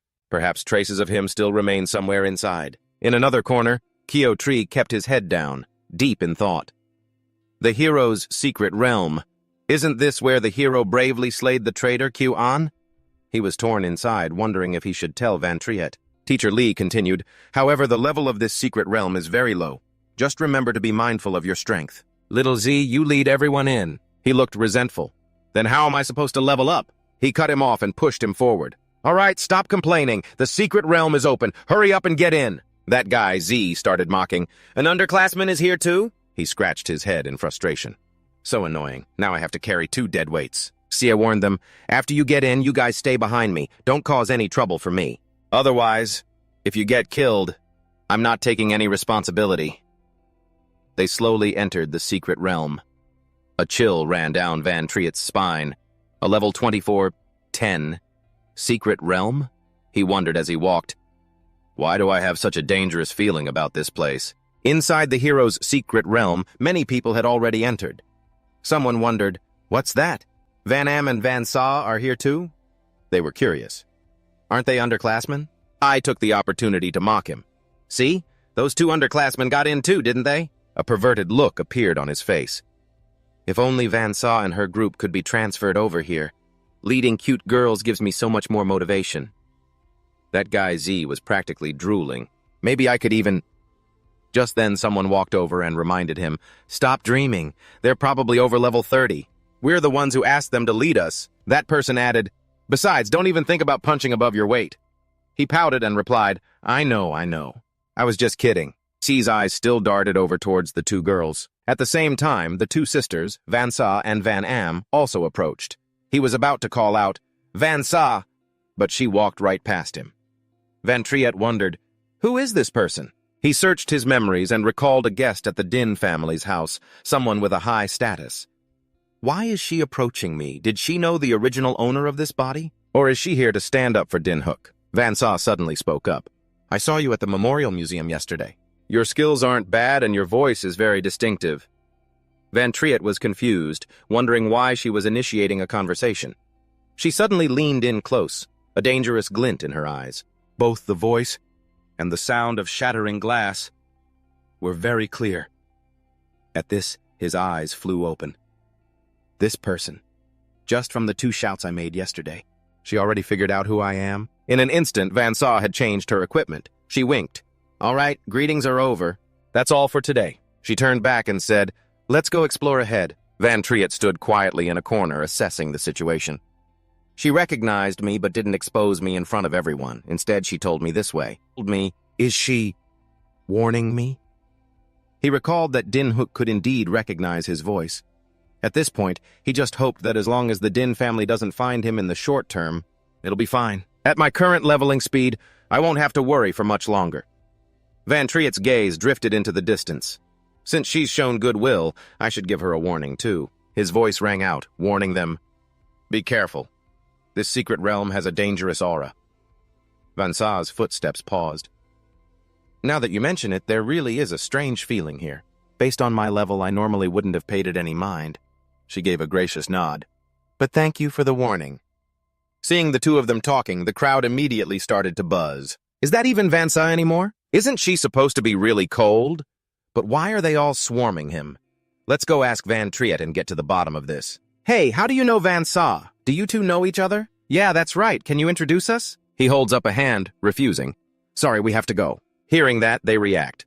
Go? You guys want to go it alone? The weakest monsters here are at least level 20. You two underclassmen could run into any random small monster and get wiped out. The guy named Ta speaks up. Just let them go. He continues, being connected to Van Sa can't be a bad thing, so I doubt their levels are that low. They were confused. But Teacher Lai told us to keep an eye on them. So how could their levels... The guy named Ta cuts them off loudly. Don't forget our real purpose for coming here. The fewer people who know about that place, the better. It's a rare spirit stone. Do you want to share it with them? After his outburst, he calms down.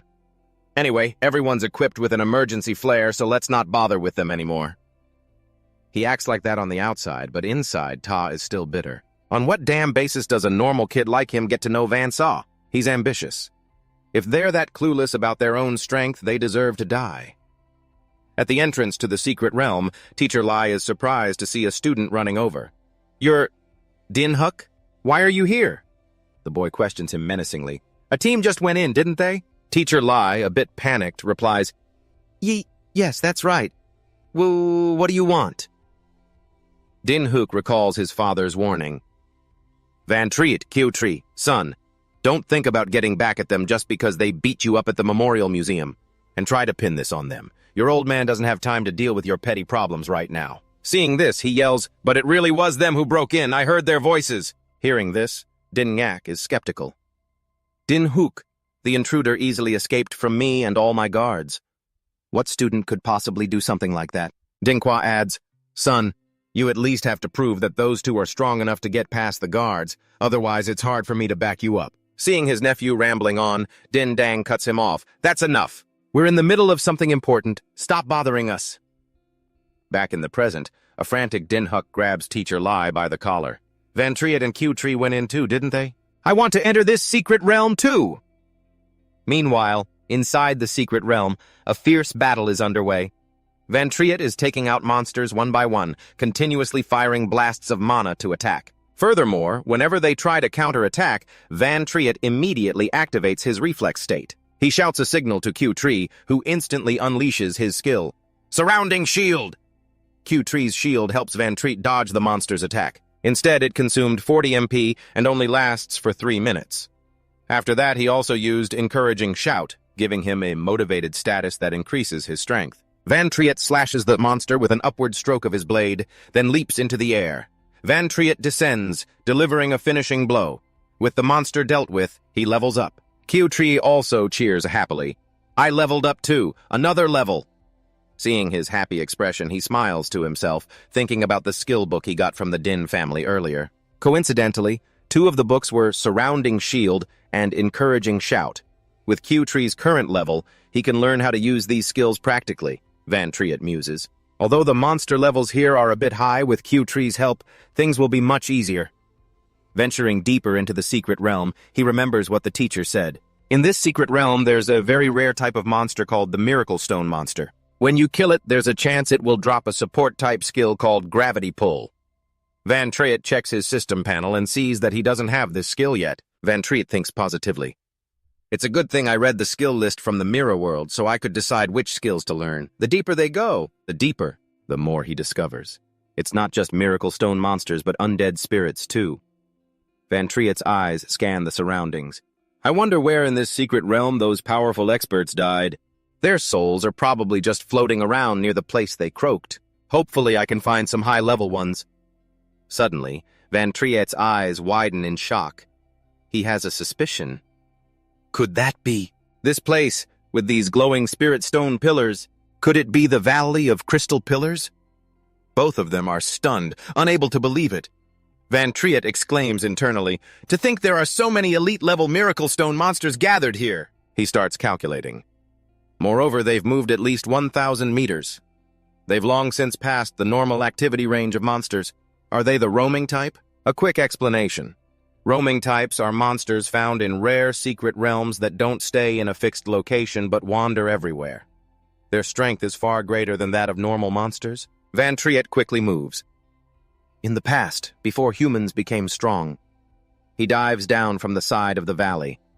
Encountering a roaming type meant you were in for a world of hurt, because they would even wander outside of the secret realms, leading to countless tragic disasters. However, corresponding to that danger, after defeating them, you would receive experience and item drops that far surpassed those from normal monsters. Van Triet accelerates, charging towards this incredibly strong monster. He swings his knife and nimbly dodges past it. I can only give it a shot and see what happens. But as he got closer, Van Triet discovered they had a continuous healing skill. They continuously fired magic to attack him. He dodged nimbly, but was still hit below the shoulder by one of the monster's attacks. They're so fast and there are so many of them. Van Triet frowned, assessing the situation. No matter how fast I am, I can't dodge them all. He calculated that his health points and defense were too low. If it weren't for Q-Tree's shield, he would have been seriously injured already. Then, Van Triet decided to counterattack by summoning his undead, but he realized it was no use. The undead couldn't hold out either. But there was a silver lining. He sighed in relief. Luckily, their movement speed was still quite slow. The only problem was that my health and defense can't be increased in such a short time. Van Triet knew that if he wanted to defeat these monsters, he could only rely on the defense boost Q-Tree would get after leveling up. He went over to Q-Tree. First, come with me. We'll grind some other normal monsters to level you up. Now in a low-level monster area, Van Triet recalled what he'd seen from the high ground earlier. I saw quite a few monster locations. They'll be perfect for power leveling him. With this strategy, in team battles, the shield bearer is the indispensable first line of defense. Second, the other classes can hide behind the shield for better protection. According to this plan, from now on, Q-Tree's attribute points would be focused on defense. Plus, with the helmet I conveniently took from the Din family's soldiers. At that moment, he lost 2 health points to a harpy. Now at least he has the core defensive ability of a shield bearer. Now, he can even block an attack from a level 20 monster. From behind, Van Triet shouted directions. Lower your stance, stand firm. He commanded the battle tactics. Then aim your shield at the target. When Q-Tree reported the current status, the durability has dropped a bit. Van Triet kept shouting, watch out for attacks from behind! When Q-Tree was cornered, Van Triet immediately rushed in, instructing, always be alert for the enemy's next move, and your movements don't need to be too wide, just enough to deal with the next attack. He added, even though you have to stay alert, your body needs to stay relaxed. Only tense up at the moment you defend. Van Triet patted Q-Tree on the back with one hand and continued, reassuring him, I've got your back. As a shield bearer, you must always be aware of your teammates' movements behind you. A trusting smile appeared on Q-Tree's face. Van Triet kept emphasizing, remember, When the power gap isn't too big, skill is what determines victory or defeat. After clearing out the monsters, the two of them stood together. I've leveled up. Van Triet also sighed in relief. Now he can confidently face enemies head-on. Because of that, more experience points were shared. After checking the system, Q-Tree said happily, "I've reached level 15. He then took out the shield armor skill book. He exclaimed, "Finally, I can learn it." Q-Tree quickly absorbed the book's essence. Van Triet nodded. The skill book he'd taken from the Din family was the last one Q-Tree could learn. It adds an outer layer of armor to his summoned shield. With this shield armor, his defense points will increase even more, enough to deal with those elite-level vagrants. Back at the Star Pillar Valley, another group arrived. Wow, this place is full of elite-level vagrants. Where did they all crawl out from? It turned out to be the professors. Lei Lie, level 33, Zhuang Zheng, level 37, and Lei En, level 34. After observing for a moment, they all agreed, "This is too dangerous for the students. We need to deal with them immediately." Lei En sighed. "We can handle normal level 30 monsters, but dealing with these elite-level vagrants is another story." Suddenly, a streak of light flashed in the sky. He realized it was a student's distress signal. "It was launched from over there," Zhuang Zheng pointed out. "Let's go save those students first." But he was also worried. But these vagrants are also very dangerous if some unknowing students run into them. Lei Lai agreed with Bai's thoughts and suggested, "That's right. To be safe, I should probably stay behind." The others agreed. "All right, old Bai will stay if anything happens." Before he could finish, Van Triet cut in. "How about you let us watch over things here?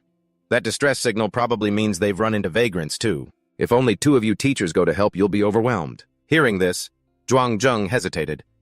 "You kids," Van Triet reassured him. "These vagrants aren't fast, and besides, they haven't noticed us.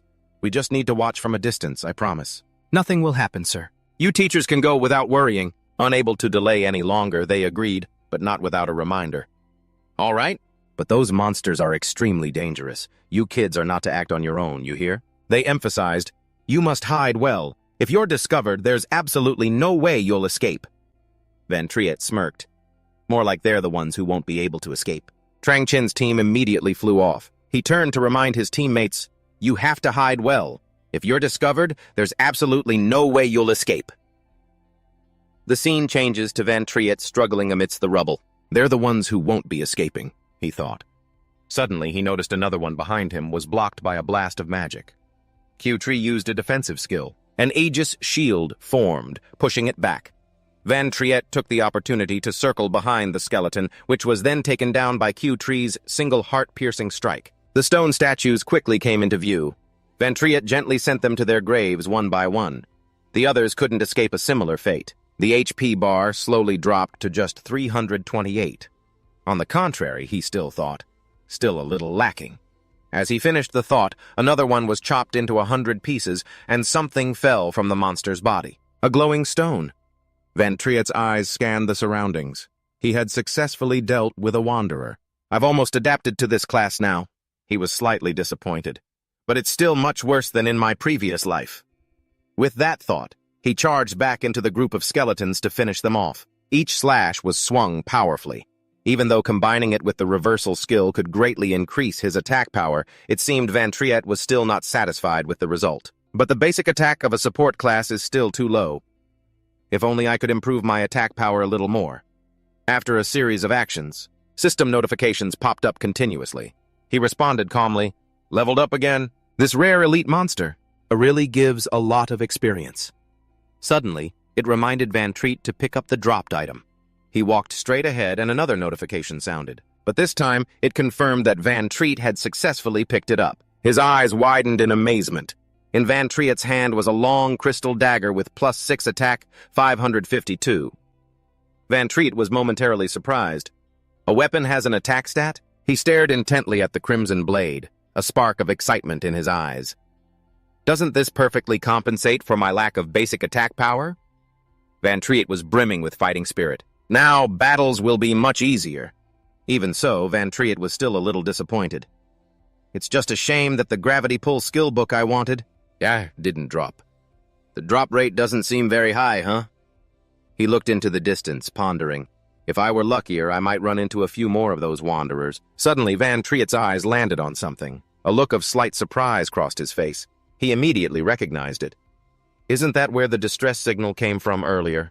And what's more, this time, the signal that lit up is a special distress signal, one that only the teacher squads are equipped with. Meanwhile, over with Trang Chin, he spoke with a troubled voice.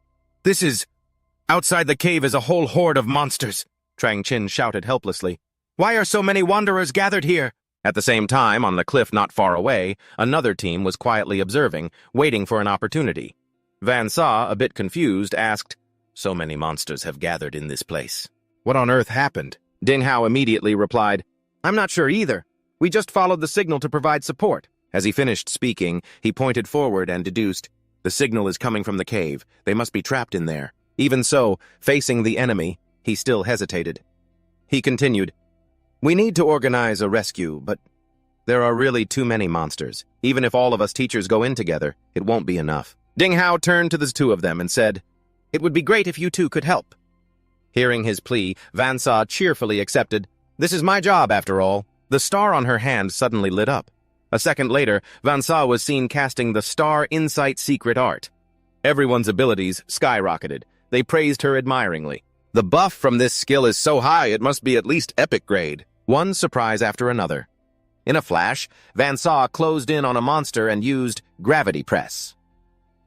Van Am took the opportunity while it was hit by the skill, and with its guard down, finished it off with Hidden Thorn. The soldier's eyes were wide with amazement. "So strong! Now we can rescue the people inside. That's Van Am and Van Sa for you." Only Van Triet stood quietly to the side, silently assessing everything. Not only their equipment, but even their skills are top tier. It seems that even without me, nothing would have happened over there anyway. He couldn't help but wonder about the situation inside. But something must have attracted so many wanderers to gather here. Then he gave an order to Q3. "I'm going in to check it out. You go with these people." In the mirror walk, a system notification suddenly appeared for Van Triet. Time remaining, 29 minutes and 59 seconds. Van Triet gradually understood. There were crystals all over the ground. "They're all mirrors, and I can step into the mirror world at any time." But he fell into deep thought. "It's just that I haven't had time to figure out the mechanism for returning to reality. Yesterday at the Din residence, after the mirror walk's duration ended, I couldn't get back in." Standing next to Van Triet were warrior spirits. In the distance, he noticed a strange figure. Humans have shadows, but monsters don't. Then he glanced over and noticed the corpses of monsters scattered everywhere. But the monster's real body, its existence. Except for me, every living creature in the mirror world. There were no entities. A moment later, Yun Che entered the cave. There were actually people living here.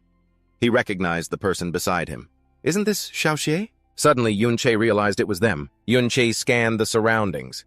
It seemed like they were here to lure the wanderers into one place and then send out a distress signal, since the creatures operate within a small territory, so there wouldn't be any immediate danger. But I really wonder what's inside that could attract so many wanderers. Yun Che searched all over the place. He didn't miss even the smallest crevice. In the end, he came to a conclusion. It was all crystal. This stuff really messes with your sense of direction. Suddenly, his pupils constricted in astonishment. To think something like this was here. Before Yun Che were dazzling giant crystals. Is this a special kind of crystal ore? No wonder Xiaoxie's group came to this cave. This type of crystal is different from those in the outside world. A secret realm will generate special resources that can't be found outside. Moreover, people with life skill classes can use these resources to craft special items like accessories. He moved closer, touching the colorful crystals, and a thought suddenly struck him. These ore veins here are worth far more than 1,000 pieces of gold. The next second, the system prompted, asking Yun Che if he wanted to collect the ore. Yun Che pondered coldly, his eyes seeming to pierce through everything, bringing things from this place back to the real world. He quickly realized something was off. Could it be? His cold eyes filled with interest. So, as long as you have a foothold in the mirror world, you can return to the real world from there. Yun Che wanted to test his theory, so he accepted the system's offer. Instantly, all the stones were collected. This skill, it still has a lot to be discovered. I'll need to find a chance to study it carefully. After he was done, he quickly left. But for now, I still need to scout this place first. As Yun Che's figure receded into the distance, an idea came to him. The amount of ore in here, is abnormally huge. Mining all of this ore would be more than enough to turn an ordinary person into a billionaire.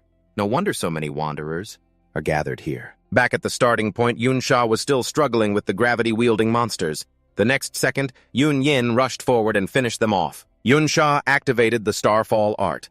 A giant pillar of light flashed across the sky. The surrounding crowd stared, wide-eyed and jaws agape, praising them endlessly. Are all of their skills epic grade? How is every single one of them so powerful? They're even stronger than our instructors. A single sharp slash cut the monster in two, its entire body shattering into pieces upon defeat. Only then did they dare to breathe a sigh of relief. We're finally saved. I thought I was going to die here. But Yun Yin had already approached, reminding them, don't relax just yet. We still have to fight our way out. Everyone's already exhausted. Seeing the atmosphere grow tense again, Yunsha chimed in to console them. But it'll be easier than before. Before she could finish her sentence, her eyes quickly noticed something. Everyone present turned pale, the color draining from their faces. An entire army had appeared out of nowhere and was slowly advancing. There were too many to count. They stammered, This is... A piercing scream rang out. Have all the wanderers in the entire secret realm come here? Cut to the mirror world. Precise sword strikes were unleashed as Yun Che calmly explored his surroundings. He mused, It's really like a maze. Suddenly, his pupils dilated. Directly opposite him was a special, brilliantly shining mineral. This is... Yun Che moved closer as a thought began to form. Could this be the hidden secret? If the various types of crystal ore are the special resources of this secret realm, then this core is its one and only hidden treasure. A hidden treasure is the condensed crystallization of a secret realm's special resources, nurtured over a long, indeterminate period. An ordinary person could go their entire life without ever seeing one. His hand slowly reached out and touched it. Each hidden treasure of this kind has its own unique effects. They're all different. A glint of joy appeared deep in his eyes. Suddenly, a system notification announced that he had obtained the Mirror Core, a unique item that increases stamina, restores magic, and reduces light and electric-type damage. The secret realm's core is just a replica. Holding it in his hand, Yun Che was finally satisfied. It increases basic stats and reduces elemental damage. The stamina boost will greatly increase my health points, and the increased magic recovery speed will let me stack even more magic blades. The corner of his mouth curled into a slight smirk. Even more important was the 20% damage reduction from light and electric-type attacks. Percentage-based damage reduction is extremely rare. You rarely see it, even on top-tier equipment, and those take up an equipment slot to wear. Then Yunchi suddenly grew suspicious. But the strange thing is, he couldn't help but think of the waves of monsters everywhere. The crystal ore attracts wanderers. If a hidden treasure exists, then this secret realm must have a monster. Oh, far stronger than the wanderers. That has to be it. Yunche had found what he was looking for. I'll just use this hidden treasure and then get out of here. As he said that, the system's cold voice announced that in order to use, collect, or take the mirror core outside, the player must spend 10 minutes of time channeling in the mirror world.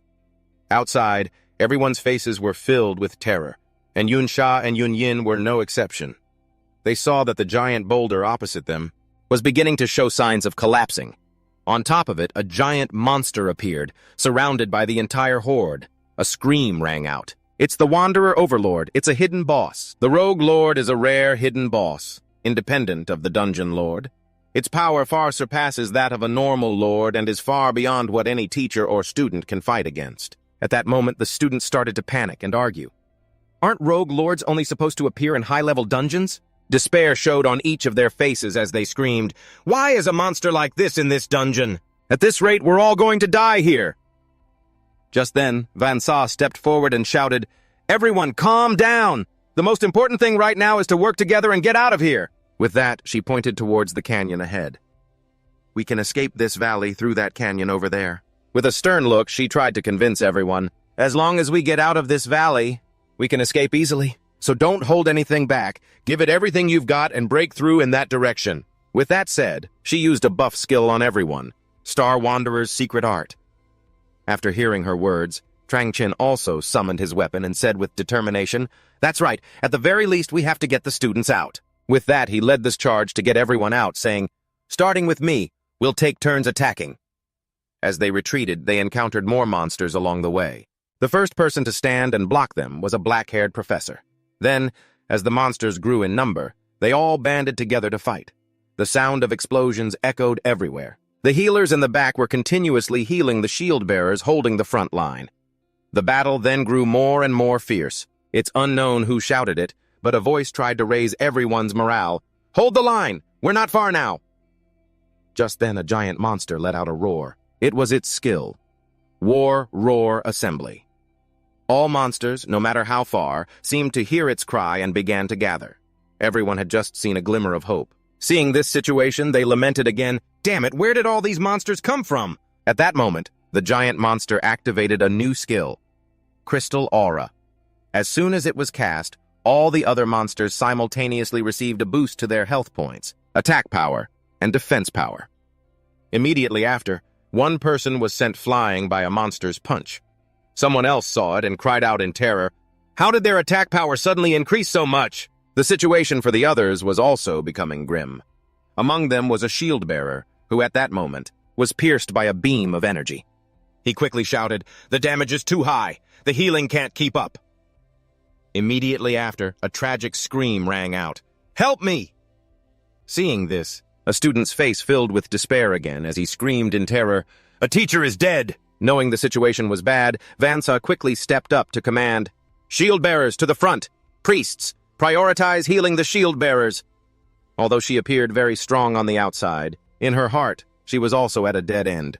Everyone had already used up too much energy and were now just barely holding on. What's more, the Rogue Lord hadn't even truly made its move yet. Just then, a man in a black cloak, seemingly in complete despair, said quietly, "It's no use. At this rate, we'll never break through the encirclement." With that, the man immediately activated a stealth skill and tried to leave the area as fast as possible. As he left, he muttered to himself, "It's better to save myself." Just like that, he easily passed by the monsters without drawing any attention. Seeing a few people intending to follow him, Trang Chin quickly warned, "Wanderer-class users, don't follow him. Your stealth duration isn't long enough. You won't make it out." The words had barely left his mouth when a group of monsters, much larger than the normal ones, suddenly advanced and surrounded them. Trang Chin was startled, as if he had realized something. Seeing the giant monster preparing to fire an energy beam from its mouth, he quickly warned, "This one, be careful." The words had barely left his mouth when it fired the energy beam straight at the group. Seeing this, Trang Chin was the first to react. The Lord had directly blasted that guy into dust. The surrounding cliffs showed even more signs of collapsing after that tremor. A warrior quickly noticed and reported, "Not only that, it also caused the canyon to collapse." His face turned pale, his voice trembling with despair. "That attack power. It's just too insane. We can't escape with that monster's body alone. It can easily block out the entire sky." He turned back nervously to warn everyone, "We're done for. It's coming for us this time. We can't block it." As soon as he finished speaking, Van Am and Van Sa rushed forward together. Both of them unleashed their skills at the same time. "Giant's Shield! Mountain Rock Shield!" A gleaming shield appeared, and thanks to it, the entire group narrowly survived as death came knocking. All the strong men then rushed forward to support the shield. "Anyone with high strength, get over here and help hold it! If this thing falls, we're finished!" Even though Van Sa was scared, she still tried to reassure everyone. "This shield is level 70 equipment, so its durability is pretty much guaranteed," she continued sarcastically, "but it's also because its level is so high that no one is high enough level to equip it. It's also hard to move, so it can only delay them for a little while." Of course, she only dared to keep that last part to herself. A cowardly, confused soldier turned and asked, "Why would the school's secret realm have this kind of monster?" As soon as he finished speaking, the group turned on each other, arguing. "It's all your fault. Why else would we have come here?" Seeing this, Trang Chin could only feel helpless and annoyed. Were all his efforts to save them before for nothing? He noticed and turned to look for something else. At least those two kids should be safe, right? An image of Van Triet and Q Tree appeared in his mind. Then, Trang Chin noticed Q Tree in a corner not far away. "Huh? He's one of the students from the back." He was a little surprised by his appearance. "Didn't I tell those two to wait in the valley? What is he doing here?" Seeing the monster that had just attacked the person next to Changqin, Q3 hurriedly shouted, "Watch out!" When he didn't react, Q3 immediately used his shield skill to surround him. Just as expected, after attacking the person next to Changqin, the monster turned and fired a beam of energy at him.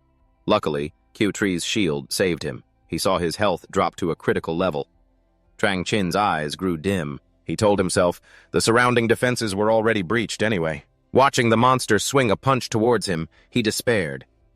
There's no one left who can stop these wanderers now. But just as he thought that, Q3 suddenly rushed forward to save him at the last second. Watching him fend off the monster in his place, he was a bit surprised. So this kid has this kind of strength, huh? But then, looking at the situation around them, his gloom returned.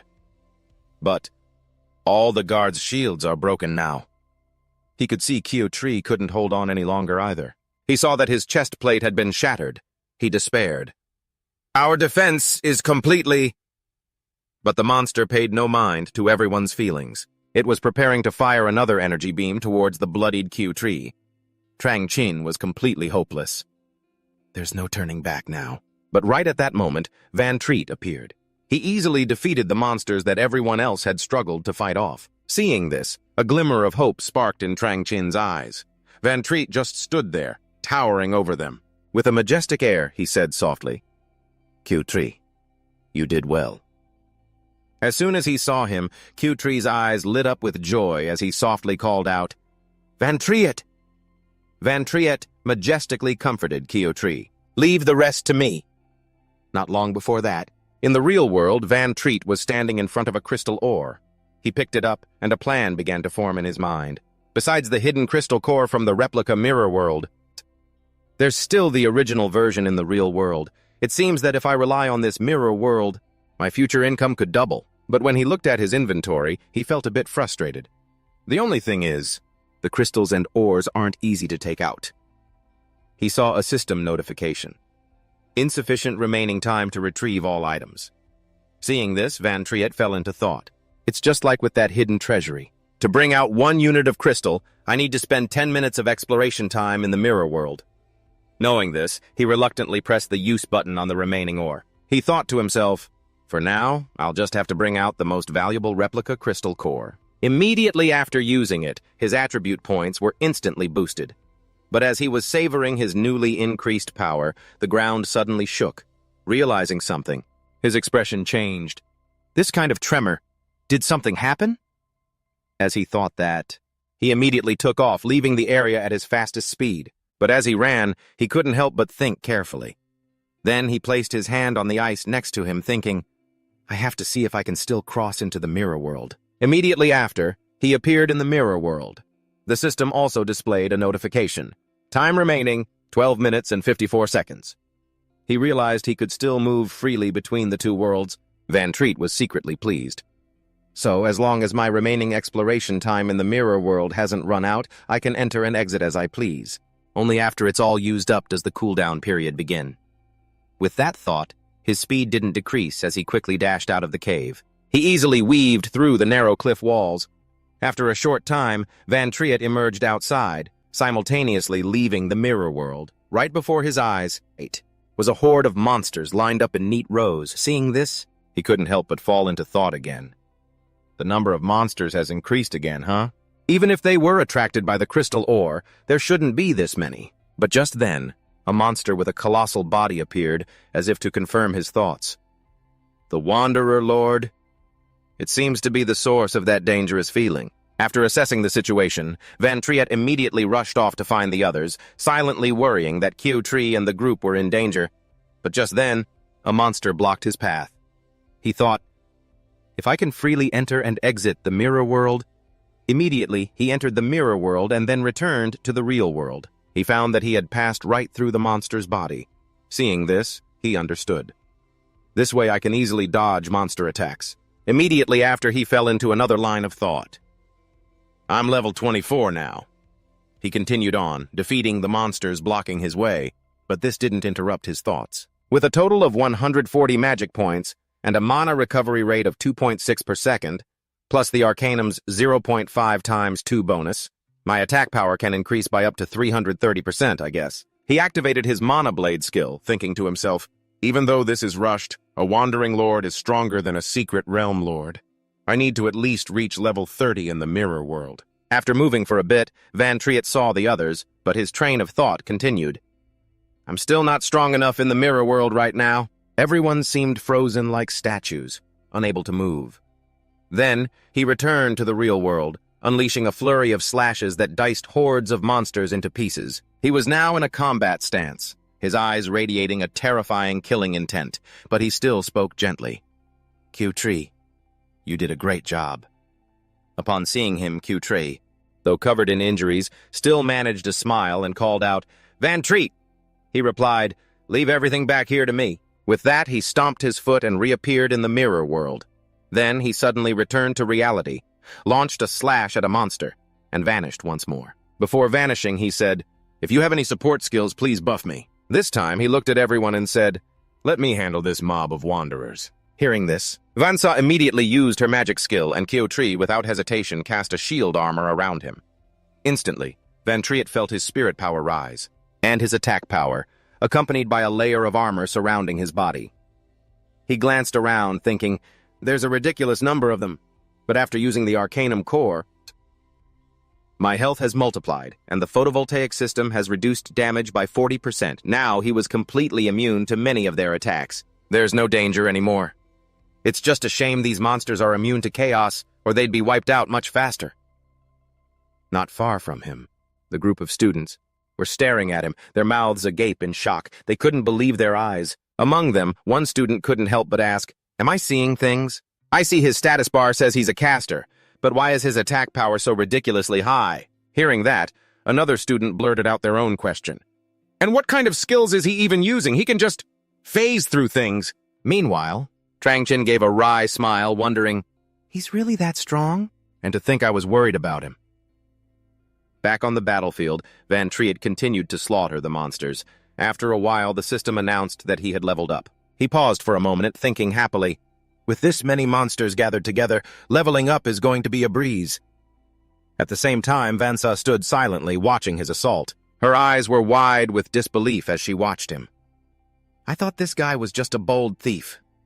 I never imagined his real strength was this far beyond anything I could have pictured. It was the same for Van Am. She also just stood there silently, watching him phase continuously between the two worlds to eliminate the monsters as the system's level-up chime rang out again and again. A student pointed at him, jaw dropped, and asked, is that guy reinforcements from outside? He's so strong! Trangchen replied, I've met him before. I think he's a student. Hearing that, another professor's jaw dropped. What? A student? You've got to be kidding me! Just then, the Wandering Lord suddenly let out a roar. Everyone's face paled. Trangchen yelled out, look out! It's going to attack again! The Wandering Lord began its attack, firing a beam of energy at Van Triet, but by shifting between the mirror and real worlds, he easily dodged it. Still, seeing its destructive power, he couldn't help but worry. Even now, I wouldn't be able to withstand an attack like that. Seeing it lift its leg for an area of effect attack made him even more anxious. It's starting to move now, too. He glanced over at the others and the two shields. He mused, once it gets closer, those two shields won't be enough to protect them. Just then, Trangchen, who seemed to have realized the situation, shouted, the number of monsters has gone down a lot. Let's focus on one side and break through the encirclement, he said with a tense expression. If we wait for that Wandering Lord to get any closer, it'll be too late. No matter how strong someone is, there's no way they can take on that Wandering Lord alone. Suddenly, someone else pointed to the two shields and said, but these two shields are really hard to move. If we try to break out, we'll be wide open to the Wandering Lord's attacks. Hearing this, panicked expressions appeared on everyone's faces as they murmured, he's right. The second we move, it'll be able to pick us off easily. These shields are huge and heavy. The only way to move them is to store them in our inventories. Just then, a voice called out, leave it to me. It was Van Triet, who, radiating with fighting spirit, said, I'll attack it and draw its aggro. While I do, all of you take the opportunity to escape. Trangchen's brow furrowed with worry. We escape? But what about you? Instead of answering, he became lost in thought. If I don't deal with this Wandering Lord, it'll just gather all the other monsters in this secret realm and let them wander out into the world. Recalling the scenes from his past life, he thought to himself, Most of the major disasters in the past were caused by the Wandering Lord. Thinking this, he said without hesitation, "I'll stay behind and kill it." Just then, the system announced that his arcane blade had only 7 seconds left. Mirror Walk also had only 5 minutes and 41 seconds remaining. By now, Trang Chin was leading everyone in breaking through the encirclement. As he ran, he didn't forget to shout a reminder. Hurry up, break through! No matter how strong that guy is, facing so many monsters and the Wandering Lord, he's bound to run out of steam eventually. He looked towards Van Treat, who was holding the line behind everyone, and said, "We have to escape quickly so he can get away." Hearing this, another student asked, "Didn't he say he was going to kill that lord?" Trang Chin replied, "That was just to put our minds at ease." "That thing is a Wandering Lord, you know." Among those leaving was Q Tree. As he ran, he looked back at Van Triet, blaming himself for still being so useless. At times like this, all I can do is run away. Van Triet, you have to be okay. At that moment, Van Triet was still relentlessly attacking the horde of monsters. His level had just increased. The Wandering Lord had now fixed its attention on him, firing a beam of energy. But he easily escaped into the mirror world, then appeared behind it. He unleashed a slash, only to see the small amount of HP it lost regenerate instantly. Seeing this, his expression grew tense. "No good. Its defense is too high. I'm only doing this much damage, but its healing skill can recover it in an instant." Then he made up his mind. As I thought, I still have to go for that spot. He looked up at the sparkling stone on its head, thinking, the crystal core on its head is its nucleus, and its weak point. But just then it brought a fist down on him. But he quickly dodged to the side, thinking to himself, my attack power just isn't enough yet. Van Triet's health and mana bars were down by half, and the buffs from before were almost out of time. Realizing this, his expression became more and more strained. The buffs those guys gave me are starting to wear off, and my magic points are too low to maintain Arcane Blade for much longer. Thinking this, he went back to killing the smaller monsters first, telling himself, I need to level up first. Suddenly, not far away, a purple light flashed. Seemingly realizing something, he wondered, what is this? He saw the Wandering Lord's hand appear above his head. The light that had just flashed came from its palm. Seeing this, Van Triet quickly entered the mirror world, horrified. You planned ahead, predicting where I'd appear? But as soon as he returned to the real world, unlike before, he was still enveloped by that energy beam. His health points dropped rapidly. He immediately realized, this is a continuous wide-area attack. Then, Van Triet began to think of a countermeasure. There's not much time left for Mirror Walk. If I rely on it to dodge, I'll use up all the remaining time in an instant. He now had only 3 minutes and 46 seconds left. As he thought this, dark shadows began to appear from his feet. I'll just have to use the undead to block it. Looking at the undead spirits before him, he thought, but restoring summoned creatures consumes magic points. If I keep taking damage after this, I won't have enough. Should I retreat for now and regroup? Just as he was at a dead end, a giant shield suddenly landed in front of him. Van Triet stared in stunned silence at Kyo Tree, Van Saw, and Van Am, completely bewildered. Why are you all... Van Saw looked at him, smiled, and replied, your little buddy here begged us so pitifully we just had to come and back you up. Hearing that, Q Tree muttered, I didn't beg pitifully. There aren't as many monsters as before, but... He was just muttering. He said, they've all escaped on the other side. I was just... Before he could explain, Van Triet looked at him, smiled softly, and said, thanks. Then, everyone returned to a combat stance. Vansa said, this hidden boss is still too dangerous. We'll cover you so you can slowly get out of here. But the words had barely left her mouth when Van Triet killed a small monster, saying, no need. Without stopping, he continued to eliminate the surrounding monsters. As he fought, he said, with everyone's support, I don't have to hold back anymore. A notification popped up. His level had increased. He was now level 30. Mirror Walk's time was up. Even so, he wasn't worried at all, thinking to himself, I'm level 30 now. My attack power should be just enough. Thinking this, he equipped the Corrupted Knight's armor. Following his gaze, Vansa asked, don't tell me you're planning to attack its weak point. From above? At this height, it's basically impossible to get up there. But he just smiled, took out a skill book, and thought to himself about what he had always wanted. And now I finally have it. This is the Gravitational Pull skill book. This skill can help him pull a target towards himself, but it can also be reversed to pull himself towards the target. Right after, he activated the Blade Dance skill, telling himself, this is the skill that pulls me to the target. With that thought, he said, don't worry. Everything is within my grasp now. With that, Van Triet aimed at the Wandering Lord and activated the gravitational pull skill. His body immediately shot straight up to the top of the Wandering Lord's head. He now appeared right in front of the crystal on its head. Seeing this, Van Sa and Van Am were both terrified and worried. He relentlessly unleashed a flurry of slashes at the crystal. Soon after, the crystal began to crack. The Wandering Lord seemed to sense it too. It unleashed all of its power in a final burst. Standing so close, Van Triet's HP dropped continuously, but his eyes grew determined. He threw one last slash forward and the crystal completely shattered. At that moment, his health and mana hit rock bottom. The system announced, "You have defeated the Wandering Lord, received 5,000 experience points, received the title Wanderer Slayer.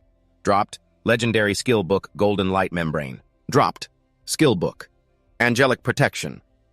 Van Triet's level also rose continuously, now reaching level 30, and his other stats were boosted as well. Watching him successfully defeat the Wandering Lord, Q3 couldn't help but exclaim, "Van Triet really is strong." Van Sa, seeing this, also found it hard to believe, saying, "He alone was able to kill a terrifying monster like this?" Meanwhile, Van Triet was also stunned. It actually dropped legendary items, and 2 of them no less. But before he could savor the joy for too long, the ground here suddenly shook. Van Sa quickly realized and shouted a warning, "The monster is about to fall! Van Triet is still on top of it, be careful!" As soon as he heard her warning, Van Triet used his fastest speed to run down. Just as he got away, the pile of rocks there suddenly collapsed, revealing a crevice. Van Triet looked back, startled. "What is that?" The crevice gradually widened, revealing a cave. Peering inside, he saw nothing. Van Triet wondered, "A hollow mountain?" Then he saw something else. His suspicion deepened. Wanderers and human skeletons.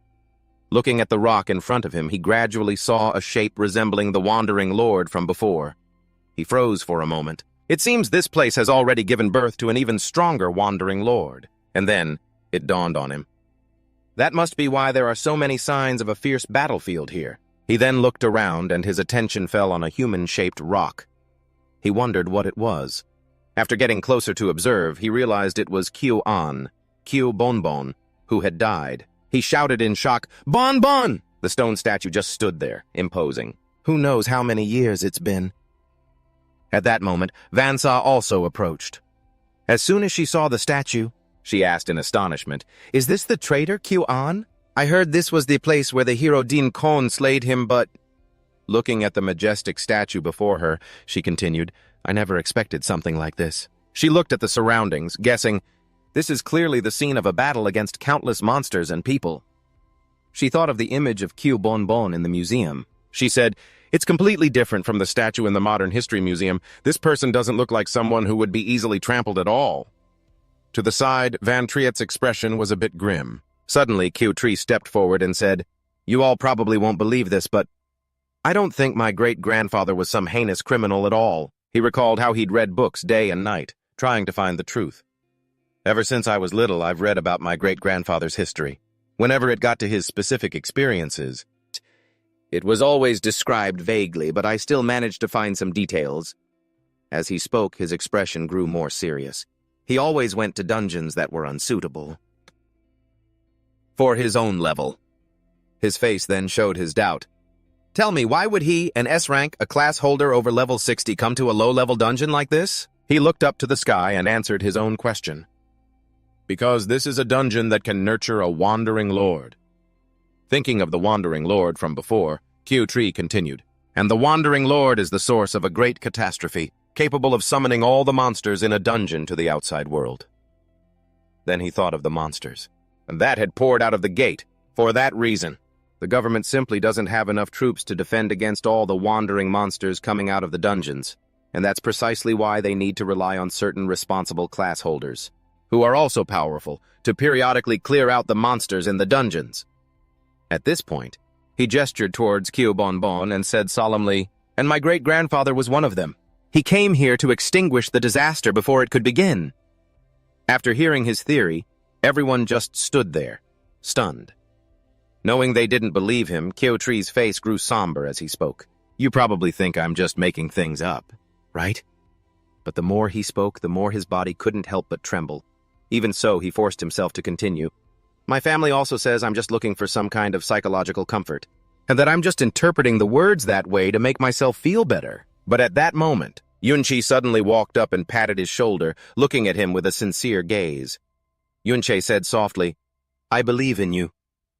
Hearing him say that, Yunsa and Yunyin were both stunned. Even Chaoju's eyes lit up, as if he had seen a glimmer of hope. Yunche just smiled faintly, but his eyes held a hint of melancholy. He thought to himself, he's definitely not that kind of person. He remembered a long time ago, a confident kid who stomped his foot on the table and arrogantly said, "I don't need any so-called master." Then that brat pointed right at his face, smirking smugly, and said, "I'm a genius. It won't be long before I'm stronger than you. An old man like you should just retire early." But when he was surrounded by monsters, that kid was terrified, his eyes wide with fear, screaming, "Master, save me!" Then, after they got home, that kid's stubbornness returned. He muttered under his breath, "Who needed you to save me? Don't save me next time. I just didn't expect there to be so many monsters in this secret realm." He also remembered a time when the kid had grown up. He returned covered in injuries, his voice a bit more mature. "Got caught again, huh?" That kid smiled confidently and said, "That's right. I'm the type to secretly work hard behind the scenes and then show off in front of everyone. Don't worry. The secret realm we're going to isn't life-threatening." He also remembered a time before a battle when he asked Yunche why he should choose the Sword Guard class for his advancement. The Sword Guard class was considered the weakest among the Shield Bearer's advancement paths. He didn't know what Yunche had said, but he saw the kid frown in dissatisfaction and say, "But isn't that because you focus almost entirely on strength and speed? You always charge forward no matter what. Basically, no shield-type class can keep up with you."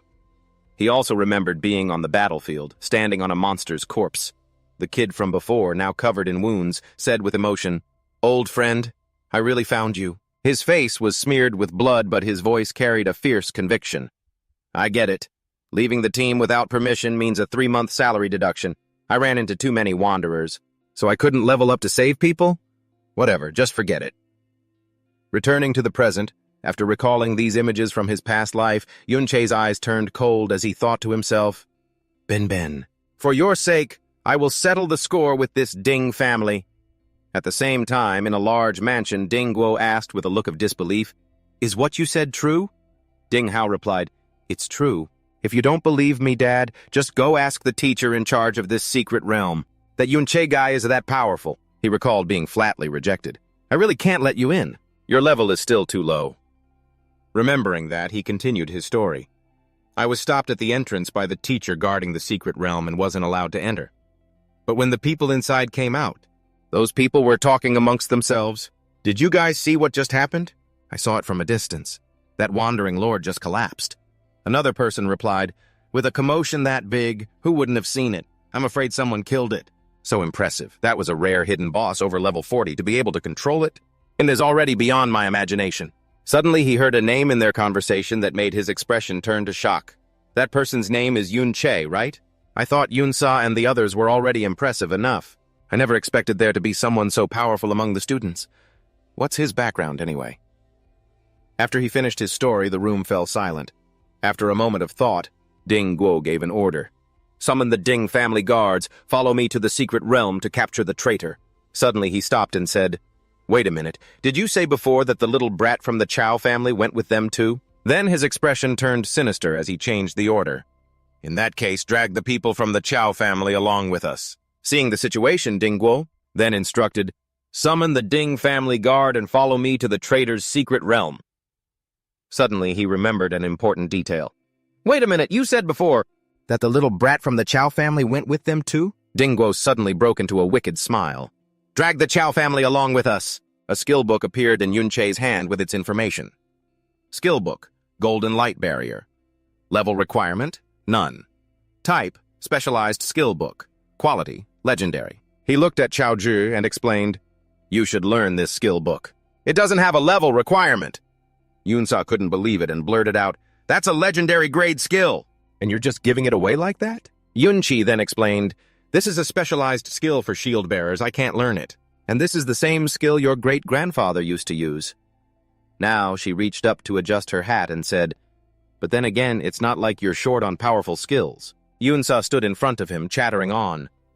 Logically, my skills are all high grade too, but they're nothing compared to yours, whether it's that skill where you suddenly disappear. What she said next stunned Yunche. Or that skill that can summon so many of those undead? As he was seriously pondering everything about the undead, an image suddenly appeared in Von Treat's mind. I remember now. The undead I summoned were all formed from souls. Besides me, other souls will also enter the mirror world. He suddenly raised his hand towards the system screen. Immediately, it displayed the mirror world's information. The skill has been refreshed. Walking in the mirror. Time remaining, 29 minutes and 59 seconds. Von Triet was completely surprised by this notification. I can use it. He stood there, watching the souls before him. Kyo-an, clad in armor, slowly walked towards Bon Bon. Meanwhile, in the real world, Von urged, "We should get going. Any later and you'll have the reception ceremony." Only then did Von Sa realize and blurt out, "We really can't delay any longer." She spoke with some reluctance. It's obviously more fun here, though. What on earth is Von Triet doing? Why did he suddenly disappear for so long without showing up? But Von Triet was still immersed in the mirror world. He stared at Kyo-an from a close distance. "Bon Bon, I can't believe we can meet again." Upon hearing Von Triet, he replied, "I also have a lot I want to say to you." It's just a shame. At that moment, dark energy enveloped Kyo-an's body. He tried to suppress the pain and speak, but you couldn't answer. He felt the pressure radiating forward and thought, so he really has turned into an undead spirit. But I don't want to fight him. Streams of dark energy also tried to envelop Von Triet. Kyo-an's eyes suddenly changed. The process of his growth appeared clearly before him. This is what Bon Bon went through. Very quickly, Kyo-an discovered Dingun. Von Triet frowned upon seeing this scene. Why does his posture feel so familiar? His past shattered like a broken mirror. He stared at Kyo-an and wondered. What on earth happened? Von Triet couldn't help but blurt out, "Bon Bon!" He then saw him raise his weapon and charge, wanting to attack. Von Triet immediately countered while exclaiming, "Bon Bon, you!" Then he dodged each of Kyo-an's attacks. As he dodged, Von Triet observed, "He's only fighting on instinct." At that moment, he calculated in his mind, "I guess I have to retreat for now." But the system announced that he could not leave the mirror world from the current area. Von Triet couldn't believe it when he saw the message. "I can't leave this place?" He had no other choice, sighing as he thought, "Looks like I have no choice but to fight." At the same time, Kyo-tri stared in astonishment at the scene before him. He saw Dingqua leading a group of people over. "Why are you the only one here? Where's that Von Triet guy? Did he find out we were coming and run away, huh?" Then he laughed loudly in mockery. "Well, that's half the fun gone." He was extremely surprised and blurted out, "Dinhook!" Kyo-tri was very worried and said, "Why are you guys here? Are you here to level up too?" Dingqua loosened his tie and reminded him, "Cut the crap, you little brat from the Kyu family. Weren't you the one who snuck into my house with Von Triet to steal things?" He hurriedly denied the information. "I didn't!" "You're mistaken." Before Kyo-tri could finish, Dinhook cut him off. "You think I couldn't hear your screams?" Hearing this, Kyo-tri's body froze for a moment. Then Dingqua waved his hand and said with a laugh, "Actually, none of that matters. I brought you a little gift." He panicked for a moment when he saw the scene before him, because Kyo-tri's familiar relatives had just appeared. Second grandpa, both grandmothers, second uncle, youngest aunt, and finally, the most important person to him. "Mom!" Just then, second grandpa shouted, "Kneel!" He was furious, yelling, "You animal, apologize to the hero's clan! And apologize to young Master Dinhook too!" He tried to explain, "Grandpa, I don't want to." Second grandpa cut him off in frustration. "What did I teach you when you were little? How are you supposed to act in front of the Din family? Kneel!" Kyo-tri couldn't take it anymore and retorted, "Are we, the Kyu family, destined to be the Din family's dogs for all eternity?" Everyone was stunned for a moment upon hearing him say that. Kyu-lei suddenly knelt on the ground and admitted, "Yes, we are. We are the descendants of wicked traitors. Being their dogs is already a blessing." The youngest aunt trembled and glanced at Dingqua. "Kyo-tri, are you trying to get our whole family killed? Think about your parents." She tried to persuade him. "Think about how hard your mother has worked to support this family while your father is like that." Kyo-tri fell silent at those words. Then he pointed behind him and told everyone, "Please, look at what's behind you." Great-grandfather came to this secret realm to resolve the disaster. It's obvious that too many people attacked him at once back then. That's why he sacrificed himself. Q-Tree recounted his plan. Before, I was always gathering information about great-grandfather, but I was still missing conclusive proof. Then he affirmed decisively, but now, the proof is right in front of our eyes. Great-grandfather was not some kind of evil traitor to the country. Q-Tree's indignant voice spread throughout the space. The truth is completely different from what they've been spreading. As long as these truths are made public, our great-grandfather's name will be cleared. We won't have to live like this anymore. He was furious, growling, "The Din family has no right to treat us like this." Then, in front of everyone, Q-Tree declared, "My grandfather's family, my great-uncle's family, they didn't deserve to die like that." Hearing him, Dingqua scoffed. "Childish, but you're not wrong." He bluntly admitted the truth. "That's right. Everything you said is true." Then, Dingqua recounted what happened. "Your great-grandfather, Q-An, died because he was ambushed. He really wasn't some kind of villain. To be more precise," he said, leaning closer to Q-Tree with a smirk, "at that time, my great-grandfather got rich because he ambushed Q-An. But who cares about that?" Dingqua gloated. "Q-An was a traitor to the Empire! He was the ugly villain!" Then he fearlessly taunted, "So what if I killed your crazy father? So what if I killed them? You descendants of traitors are all just that pathetic." It didn't stop there. Pointing at Q-Tree's relatives, he even exposed the hidden truth. "In fact, this family of yours, they all knew." Dingqua continued to ramble on. "Otherwise, how do you think those people you reported dead actually died?" Confident in his own power, he ordered, "Kneel!" Immediately, Q-Tree's relatives all knelt. It was then that Q-Tree's mother spoke up. "Ah, Tree, please, I'm begging you, son. Just admit you're wrong. Don't fight back anymore, it's useless." She was sobbing uncontrollably now. "I really don't want to lose my son. Not after your father went mad." Q-Tree's mother tried to persuade him. "I really can't take it anymore." Just then, Q-Tree remembered her words of encouragement. "Ah, Tree, don't pay any attention to them. You're the best. You're the best." Suddenly, Din Huck flashed a twisted smile and swung his leg at Q-Tree, yelling, "Still dawdling? Haven't you learned your lesson yet, you punk? Demon or not?" He raised his hand, blocking Din Huck's attack. Very quickly, Q-Tree decisively countered. Thrown to the ground, Din Huck let out a pathetic scream. Then he looked at Dingqua and declared, "I will never kneel again." Din Huck, thrown to the ground, sat up, panting heavily. He summoned his weapon and remarked, "An improvement." "You dare to lay a hand on me?" Din Huck, as if possessed, charged forward. "Let me remind you what it's like to be a punching bag." Before he could even make a move, Q-Tree struck back. Din Huck couldn't believe it, thinking, "How can this be?" At the same time, Q-Tree landed another punch on his face. "We are the descendants of a hero!" As Q-Tree went berserk, he swung a punch straight into Din Huck's face, roaring, "We are the descendants of a hero!" Dingqua frowned in surprise, exclaiming, "Oh?" He clutched his face in pain, staggering back a few steps. With half his face swollen from the punch, Din Huck was furious and in disbelief. "How is this possible? How could even you suddenly get stronger?" Suddenly, he gritted his teeth and charged at Din Huck, insulting him as he attacked. "You're just a punching bag. You've been nothing but a punching bag your whole life." He grew more and more aggressive and frantic. "On what grounds?" But in contrast, Q-Tree calmly and easily knocked him out with a single punch. The onlookers' jaws dropped in shock. Q-Tree replied with a serious face, "I'm not the same person I was before." Meanwhile, inside the mirror world, Van Triet was also engaged in a fierce battle. He silently assessed, "This is Bon Bon's form at its peak. I'm still far from that level right now." He looked at his opponent, whose face showed no expression.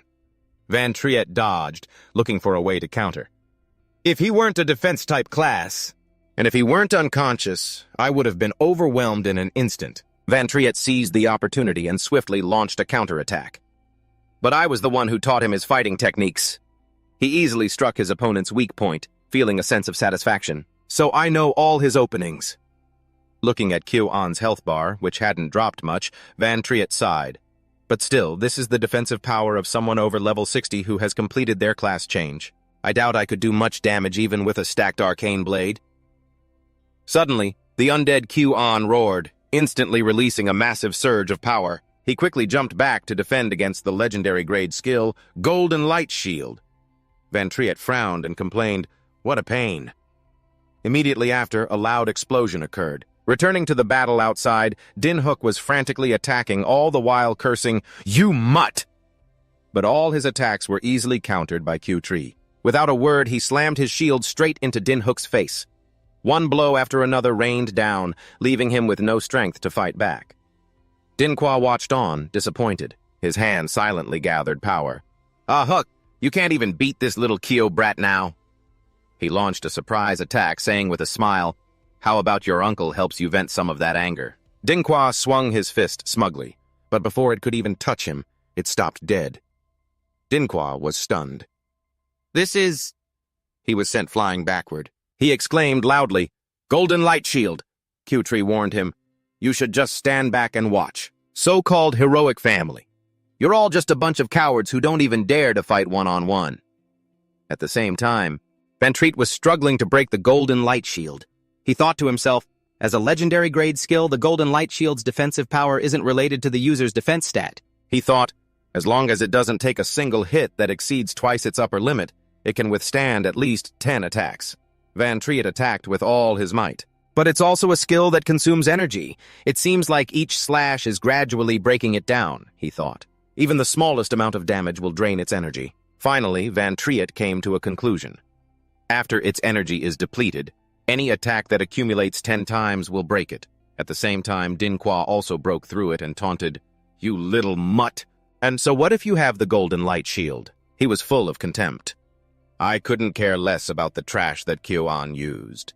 Q-Tree held the bruised and swollen Dinhook in front of him as a shield. Then he shouted, "If my great-grandfather were here, all you can do is get on your knees and beg for mercy." The provocative words truly angered Dingqua.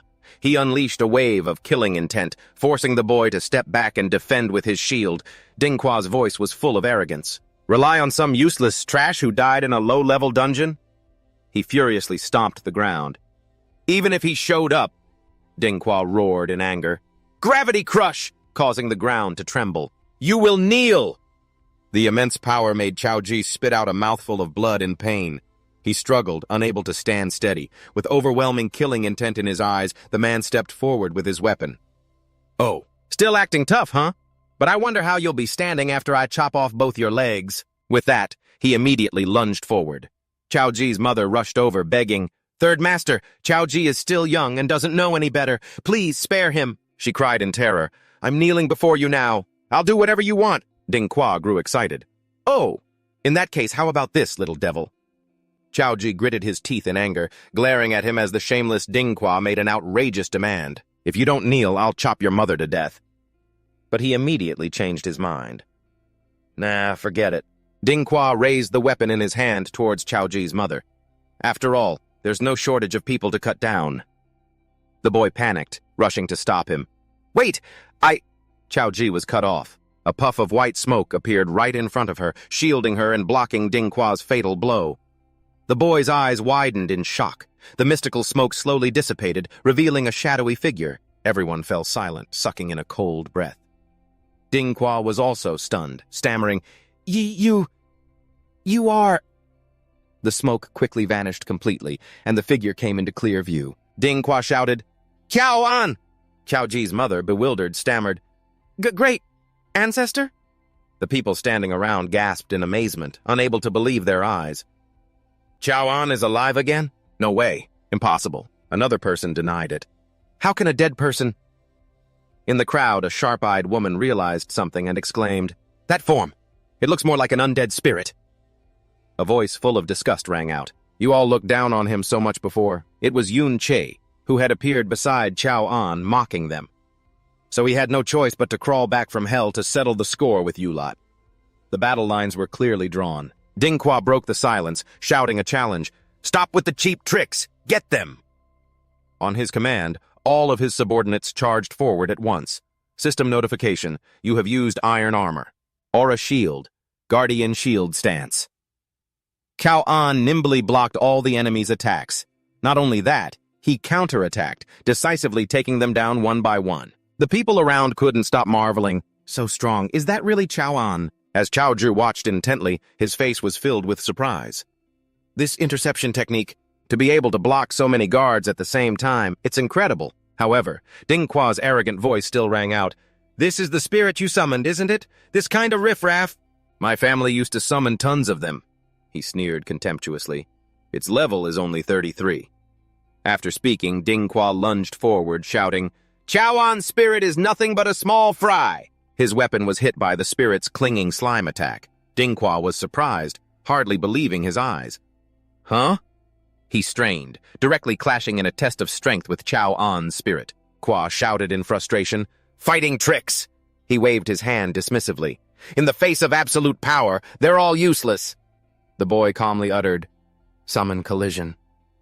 He thought he was sure to win this time. Dingqua flashed a wicked smile, but he was immediately countered, making him complain bitterly, It's that golden light shield again. Yun-che spoke with contempt. Heh, even as an undead spirit? He's still an S-rank spirit. Even if it's just the golden light shield, it's enough to keep you busy for a while. Pushed far back, Dingqua asserted in a low voice, Everyone charge together! We can drain all of its energy at once. The only reply was the sound of the wind. The space behind him was empty. There was no one there. Dingqua looked on resentfully. They were all busy fighting monsters, and some had already been defeated. He realized he couldn't count on them. Dingqua put on his armor, muttering, This is getting a little annoying. He flared up, roaring, Raging flames! Fine, Chowan! Undead spirit, whatever. You're all just a bunch of summons. Dingqua tore through the air towards Yun-che, shouting, As long as I kill you, the summoner, the summoned creature will naturally disappear. The boy didn't waste words on him. Charged punch. He locked onto his target with eyes full of killing intent, thinking smugly to himself, I have a full set of high-grade equipment given to me by my great-grandfather. With that, he unleashed a wave of power. You think you can fight me with just that? Before Dingqua could turn, a figure zipped past. A sword sliced through the air, leaving a gash on his arm as blood splattered everywhere. Dingqua composed himself, intending to counterattack, wondering to himself, what's going on? How could he be completely unharmed? He closed in with Sundering Claw, but Yun-che suddenly vanished into thin air. Dingqua was stunned, unable to believe his eyes. He disappeared? Suddenly the boy appeared from above, striking down at him. The surprise attack left Dingqua with no time to defend, and he directly spat out a mouthful of blood. Ugh!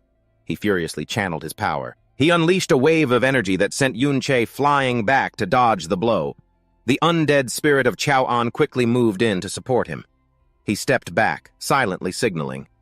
The other one understood immediately and drew their weapon to help. Next, Kyoan raised the weapon in her hands, and Von Triet used it as a springboard. The coordination between the two was perfect. He shot past the man, leaving a gash across his stomach. Dingqua couldn't keep up with the action and could only curse, Son of a bitch! But it didn't stop there. Von Triet's eyes were cold, glinting with killing intent. He continuously attacked the man from multiple directions, leaving Dingqua unable to retaliate, only able to stand still and take the beating. Finally, with a single slash, Von Triet directly severed one of his arms. Dingqua roared, his entire face contorting in agony. My arm! He frantically scrambled to order his subordinates. Damn it! Healer, heal me. Of course, Von Triet wouldn't let him get his wish. He instantly appeared right behind Dingqua, who urgently used his gravity crush strike, yelling, Get lost! He too vanished immediately after. Von Triet reappeared outside the range of his power, taunting him, How about it, scared yet? At this point, Dingqua only cared about his wound. Healer, why aren't you healing me already? As for the healers, they had all been wiped out by the undead skeletons. Seeing that nearly all of his subordinates had been killed, Dingqua spoke in disbelief. Since when? Von Triet raised his voice. Did you really think my undead were still as strong as they were back in your house? He smiled with satisfaction, looking at his attribute panel, which showed a 30% increase. Empowered by a legendary grade skill, they were far superior to the guards that dropped from the Wandering Lord. By now, the man's face was filled with terror. Son of a bitch! Dingqua decisively turned and decided to flee. Von Triet's sword suddenly grew to its maximum size and chased after him. With a loud crash, the giant sword slammed straight into the ground. It blocked Dingqua's escape route. He gritted his teeth, trying to swallow his fear, and turned to flee in another direction. The moment Dingqua lifted his foot, whoosh, whoosh, whoosh! Suddenly, a series of other giant swords appeared in the air, plunging down and stabbing into the ground. Dust and rock flew everywhere, trapping him in the center. He stood frozen to the spot. His eyes trembled. Von Triet appeared calmly behind him, taunting, The exclusive skill of the Sword Guard class. Absolute sword-shield formation. He stepped closer, sneering. No one below S rank can escape this. You can try, though. Terrified, he took out the only weapon he had left and raised it, shouting, "Don't come any closer!" Dingqua growled. "In my hand is a void bomb. This is an S-rank item my dad gave me. If it explodes with your health level, you're dead for sure." Von Triet's expression grew even colder. He replied without fear, "Set it off, then." Seeing the undead Q-on getting closer, the man panicked and screamed, "Are you trying to die?" "With my health, even if it explodes, I can survive." Von Triet calmly explained, "Even if you blow Kyo-un to bits, I can just resurrect him." The undead Kyo-un instantly appeared behind Dingqua and announced in a cold voice, "As for me," Von Triet emphasized each word, "you won't even get the chance to set it off." "You!" A slash as fast as light struck his remaining arm. The void bomb fell to the ground, deactivated. He commanded, "Kneel!" Knowing he had lost, Dingqua obediently dropped to his knees. Q-Tree witnessed everything, his bright eyes filled with adoration, a satisfied smile on his face. Din Hook, beaten to a pulp, could only lie there crying in silence. Von Triet stepped on the man. He pressed his sword against Dinqua's neck, forcing him flat on the ground. He spoke with utter contempt. "Tell me, do you think you have any value left?" The system displayed a full list of equipment. There were quite a few miscellaneous items, and even hundreds of life potions. Regarding the life potion, it restored 100 health over 10 seconds. Von Triet held the potion in his hand. But based on the recovery rate of a life potion, even if he had used it back then, it would have been just a drop in the ocean. Dingqua stood beside him, listening. And he still would have died in that battle. After killing him, a figure glowing with turquoise light, his soul had appeared in the mirror world. Might as well make him an undead, too. Von Triet's face was grim. "So it's true. You can acquire high-level undead by killing people." The man lay unconscious on the cold ground. "But I'll spare his life for now. He might be useful later." Q-Tree's grandfather watched his retreating figure and marveled, to be so young and yet so powerful. His gaze shifted to the couple behind him. Was he the one guiding Achi? Achi has truly become so much stronger on the inside now. Suddenly, a man spoke up. "But what are we going to do now? The 3 family heads are dead. The Din family will definitely get their revenge. We're dead for sure." A look of fear appeared on his face. "Even if that young man is strong, there's absolutely no way to survive after attacking a hero." An image of a monster appeared. It was carrying a large blade on its shoulder. "The hero who could kill our ancestor 15 years ago can only be stronger now." Von Triet silently agreed. "Exactly. If what happened here gets out, I won't have much time left to level up and get stronger." His eyes darted to the side. "I have to level up quickly to be strong enough to deal with that Dingun guy." A level up notification appeared. "I leveled up?" Von Triet looked at the blue ghosts.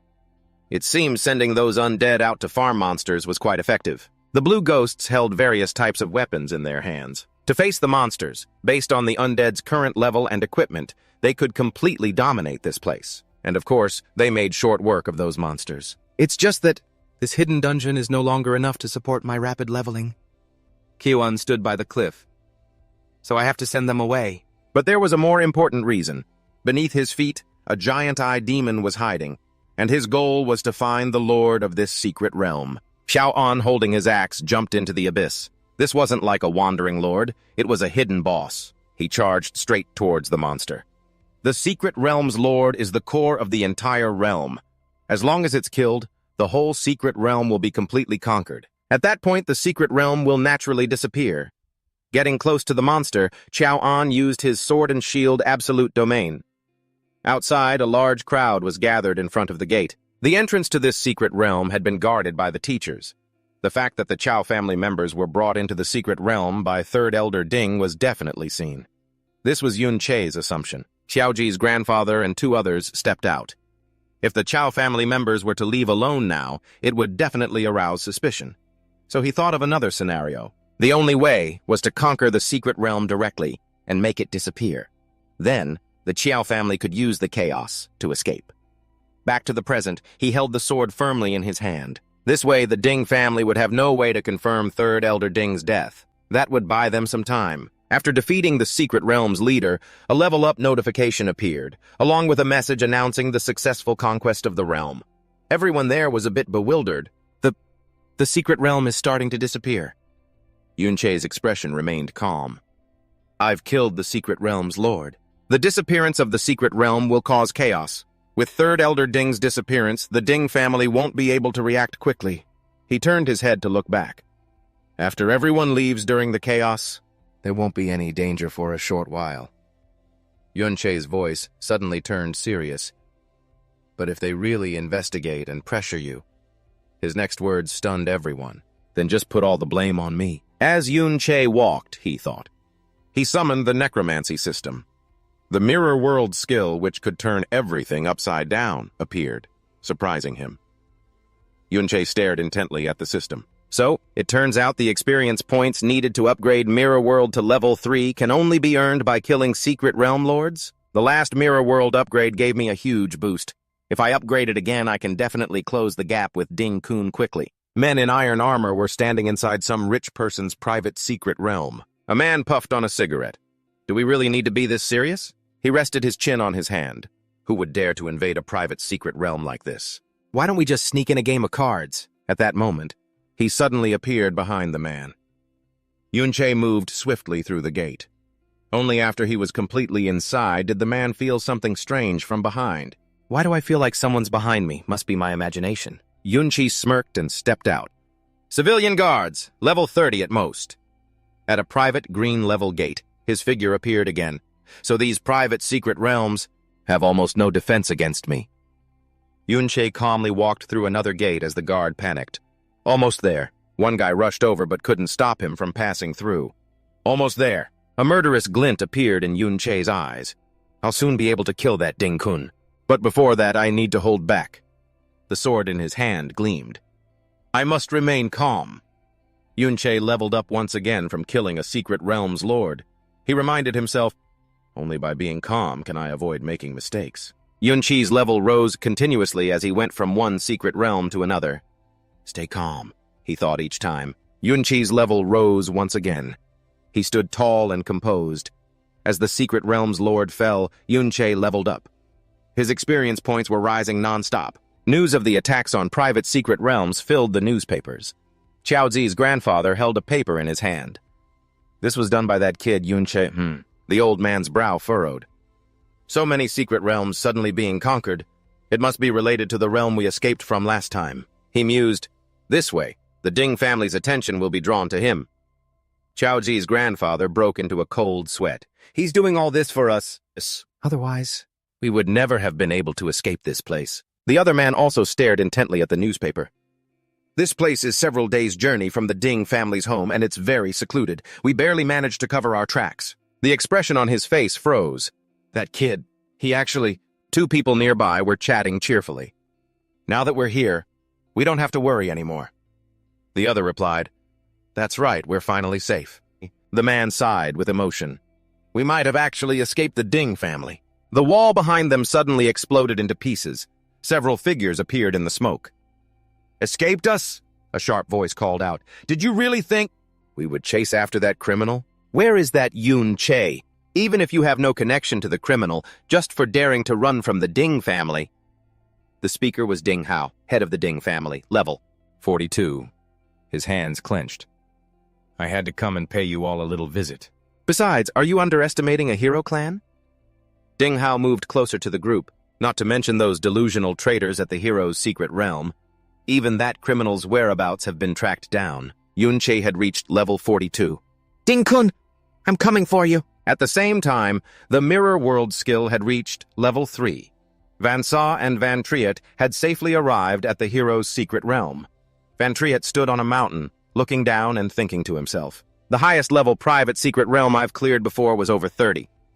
Continuing to upgrade this way is just too inefficient. Tens of thousands of soldiers are gathering in the castle courtyard below, but higher-level secret realms like this hero's secret realm are all managed by the state and guarded by the military. No one can get within 2 kilometers. A notification appeared before Van Triet. You have reached the exploration border. He pondered. This time, entering the mirror dimension, I can only explore within a 200-meter radius. Vansa suddenly turned her head to look at him. It's impossible to sneak into these secret realms without being discovered. Looks like I'll have to rely on her. She wagged her thumb slightly, reminding Van Triet, "So you asked me to meet you here? Don't tell me you want me to get you in. Can't be done, you know," Vansa stated. "I don't know how much you understand about my status, but even I can't get in without a pass." Then Van Triet took out 2 passes. She took them and mumbled, "Already prepared, I see." Vansa examined both sides. She told him, "A temporary pass requires an escort to avoid inspection and investigation." Then she shot Van Triet a sharp glare. "So you bypassed the Din family and want to enter this secret realm undetected? Why?" He awkwardly pointed towards the secret realm and explained, "She's in that traitor's secret realm. I also saw Kyoan's condition." Then Van Triet smirked. "If Kyoan isn't as evil as the propaganda says, then maybe there's something wrong with that past betrayal incident. I want to help my friend, to help the Q family clear their name. I want to find the hero and confront him." After hearing this, Vansa questioned him scornfully. "Do you take me for an idiot?" She pointed at the secret realm again and stated her argument. "You're not related to him, nor are you close. Offending a hero for some Q tree. Let's not even talk about that. You already snuck into the Din family's estate earlier." Vansa crossed her arms and asked Van Triet suspiciously, "Don't tell me you predicted what would happen to Kyoan, and that's why you stole these passes beforehand?" Then she revealed, "Besides, not long ago the 3rd master of the Din family entered that traitor's secret realm, specifically to cause trouble for you and Q Tri," Vansa continued. "But he's been missing ever since. They still haven't found him." She stared intently at Van Triet. "You clearly don't look like you're going to confront a hero. Your face doesn't show a hint of worry. It's more like you hold enmity towards the hero," Vansa deduced. "And your name is Van Triet. Could you be related to that traitor, Van Triet?" At that, Van Triet waved his hands in denial. "Don't you also have the surname Van? Could you also be related to the traitor Van Triet?" She immediately asserted, "I didn't do any of the other things." Suddenly, Vansa became melancholic. She said, "Besides, my surname isn't really Van. I just changed it because I didn't want to be bothered." Van Triet quickly used that to question her back. "Then how do you know my surname is really Van? Aren't you afraid I'll expose you?" Vansa held the pass between her fingers and threatened him. "I could report you directly to the military. Then you'd be dead for sure, you know." Van Triet hesitated for a few seconds. He looked her straight in the eye and said confidently, "I believe you won't do that." Vansa was extremely surprised to hear that. Van Triet stepped closer to her. "I believe that someone who would step forward to help a student in the secret realm, disregarding the danger, wouldn't help the Din family." He took out a diary and presented it. "This is a diary I stole from the Din family. You can see for yourself how many evil deeds the descendants of the hero Dinqua have committed. Those people rely on being the hero's descendants to bully innocent girls and do all sorts of disgusting things," Vansa said calmly. "Just for this? Then you're naive. I don't care about that stuff." She looked at Van Triet with a strange expression and called him out. "On the contrary, I thought you were level-headed, but you so easily place your life in someone else's hands. So naive. You've never been betrayed, have you?" Van Triet suddenly let out a soft laugh. He thought to himself, "Betrayal, huh?" Vansa saw his expression and was a little surprised. She stammered, "You..." He stated, "What does it matter whether I've experienced it or not? It's not like I'd stop trusting people because of it." Van Triet stepped closer to Vansa. "I believe that your nature isn't bad." But she avoided him. She thought to herself with suspicion, "You don't seem like a good person either." She quickly turned her back to leave and urged Van Triet, "If you really trust me that much, then follow me. Let's see if I betray you and turn you in along the way." After that, Van Triet silently followed Vansa. She glanced at him.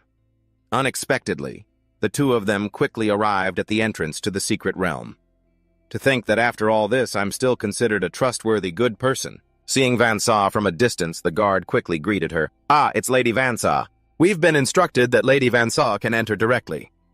He suddenly wondered, "But why aren't you with the old master, Dindan? The old master just entered the secret realm." The guard noticed Van Triet behind her. "Is that cloaked person your bodyguard? It's not that I doubt you, but when the old master went in, he mentioned that the temporary passes from the house had been stolen. So we have to be extremely careful." Vansa mischievously pointed at him and demanded, "Not doubting me? Then what do you call this, an interrogation?" The guard frantically tried to explain. Of course, he didn't mention that the main piece of information he received was that a malicious criminal named On, along with the Mystic Realm's forces, were also heading towards the hero's Mystic Realm. She glanced over at Yun-Che and smiled knowingly. The guard continued to make excuses. "We're just doing this for your safety. It's standard procedure. If your guard was replaced, then..." Yun-Sa ignored him and turned to Yun-Che. "They're insisting on investigating you." She cheerfully slung an arm around his shoulder, persuading him, "Oh, come on, just let them check." Then Yun-Sa glared at the guards. "So you think I wouldn't recognize my own guard?" She continued to taunt them. "Maybe I've been replaced too. Why don't you investigate me while you're at it?" The guard cried out in alarm. "We wouldn't dare! If Miss Yun-Sa is so certain..." "Then there's no mistake. Please, come in." And just like that, the two of them passed through the gate smoothly. As Yun-Che stepped into the Mystic Realm, he thought to himself, "Her status, it seems to be even higher than I imagined." Yun-Sa told him coldly, "I brought you in this time because I'm trusting you. I don't care what you plan on doing." Suddenly, she glanced back. "But this is as far as it goes. I won't help you with what comes next." Yun-Che quickly released his clone and replied, "Thanks, you take it with you. What I do from here on out won't be traced back to you." She walked away nonchalantly, muttering, Guess you have some conscience after all." The clone appeared and silently followed Yun-Sa. "So this is the mirror world?" Yun-Che looked at the system information popping up. "The mirror world has the ability to invert all ultimate skills." He said, "I can finally use it this time. The ability I gained after upgrading the mirror world to level 3. Just then, Yun-Che immediately opened his skill panel. A notification popped up showing he had used the mirror world skill. It slowly began to affect the Mystic Realm. Yun-Che thought to himself, "A level 3 mirror world can copy the monsters from the real world's Mystic Realm." He unleashed his full power. "From now on, I can grind monsters freely in the mirror world without worrying about being discovered." In an instant, Yun-Che appeared in another location.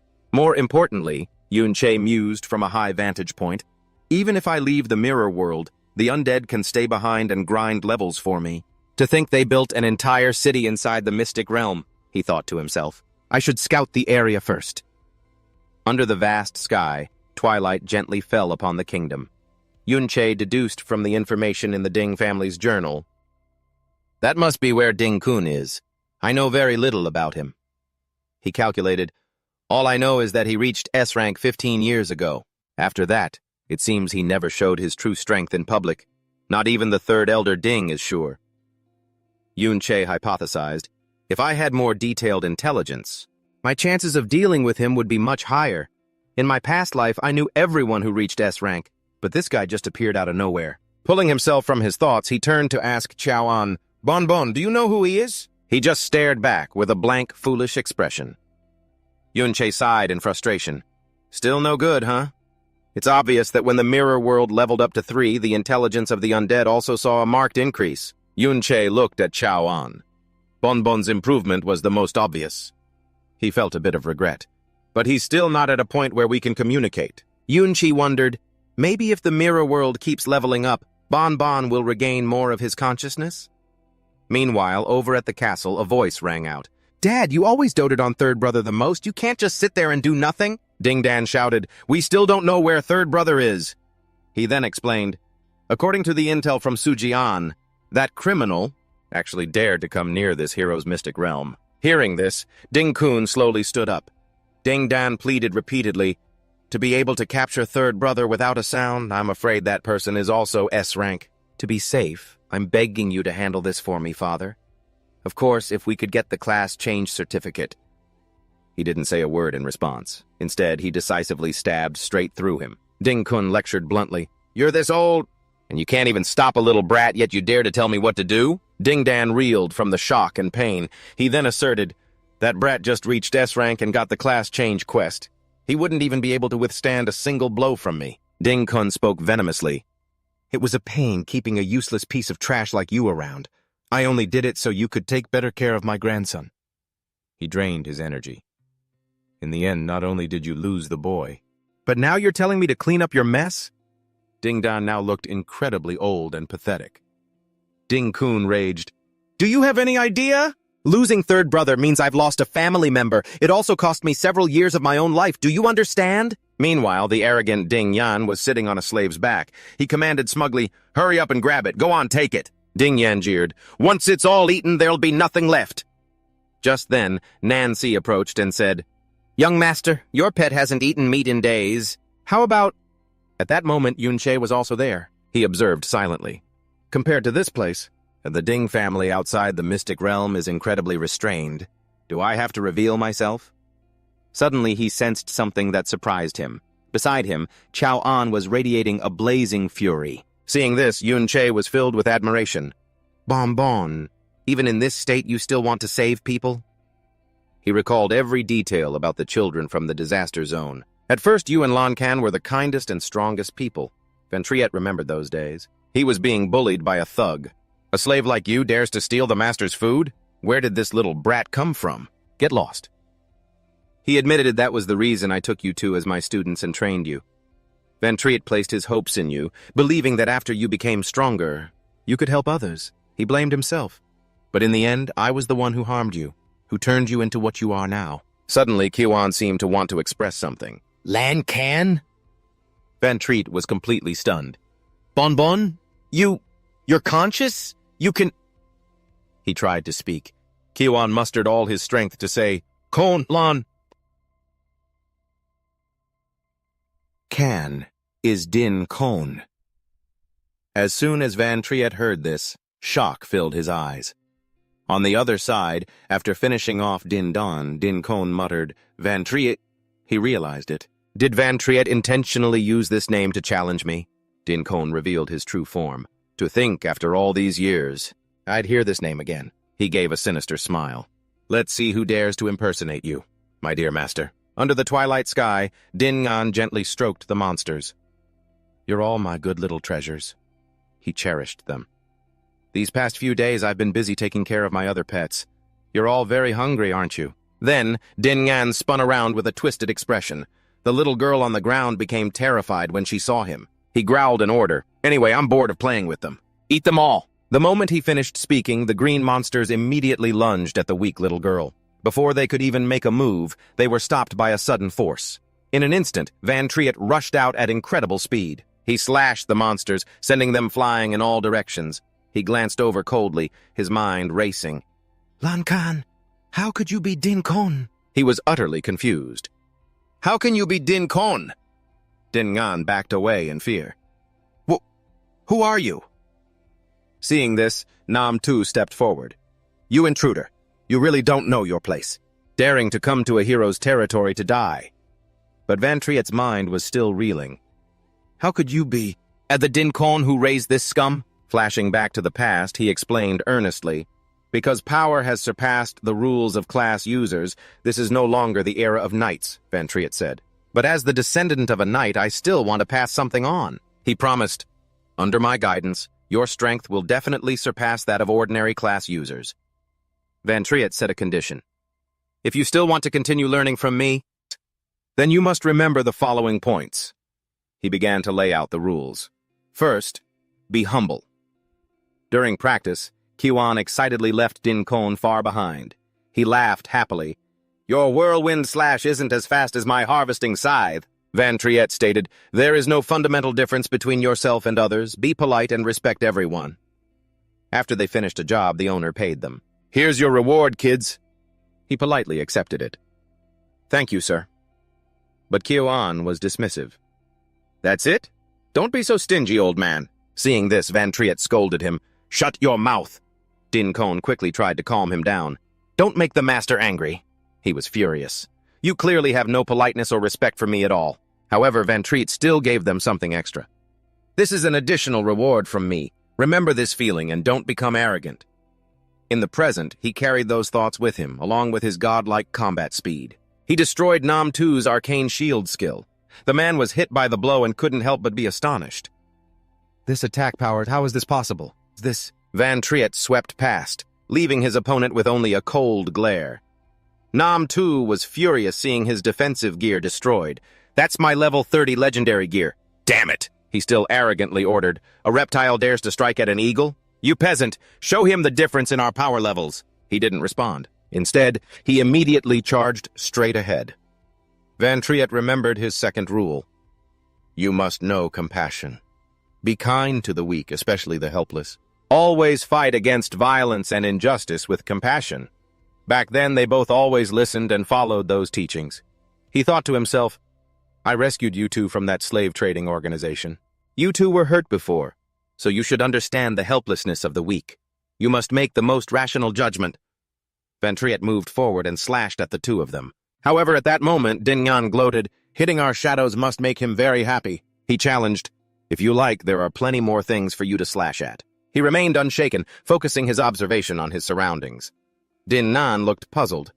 But you seem to always have that angry look on your face. He speculated, could it be because of these peasants? Perhaps you have family here? Now that would be interesting. Dingun provoked him. Go on, try slashing us again. I wonder what your expression will be, he added, after you finish slashing us and realize you've cut down them instead. Van Triet quickly increased his attack power by 10%. He began to activate the power of the mirror world to distinguish the real from the fake shadows. In a flash, Van Triet lunged straight for his intended target. Dingun cried out in surprise. Impossible, how could you see through it? He taught them that the third principle was to be heroic, fearless, and brave when facing a secret realm. Not to be cowards, but to fight for justice. His two disciples at the time were incredibly righteous and followed his every word. Chow complained about that old geezer. We almost died, you know. Dingqua also exclaimed, that was really too dangerous. Van Triet immediately reassured them, don't worry. Actually, I was always nearby watching. Escaping from his past, he now realized the truth. Damn it. This guy is a bit too strong. You useless piece of trash. Don't you know how to use illusions? Stop him for me. Buy me some time to escape. Dingun quickly fled, not forgetting to threaten, if anything happens to me, my grandfather will kill you. Now Nam-Tu was left alone, panicking. Human bewitchment. He unleashed all sorts of skills like paralyzing powder and earth summons, but without being able to use illusions, it would be very difficult for a magic user like himself. Looking around, Nam-Tu became even more shocked. Where did that guy go? Suddenly, he appeared unexpectedly, right in the man's blind spot. Van Triet decisively launched an attack, giving Nam-Tu no time to react. The man was hit instantly, trembling as he begged for mercy. I beg you, please spare me. I'm not part of the Ding family. I was just hired. If you want to deal with the Ding family, then you should go find Dingun. Without a moment's hesitation, he finished him off. Van Triet was still muttering in his head, 4 is the spirit of sacrifice.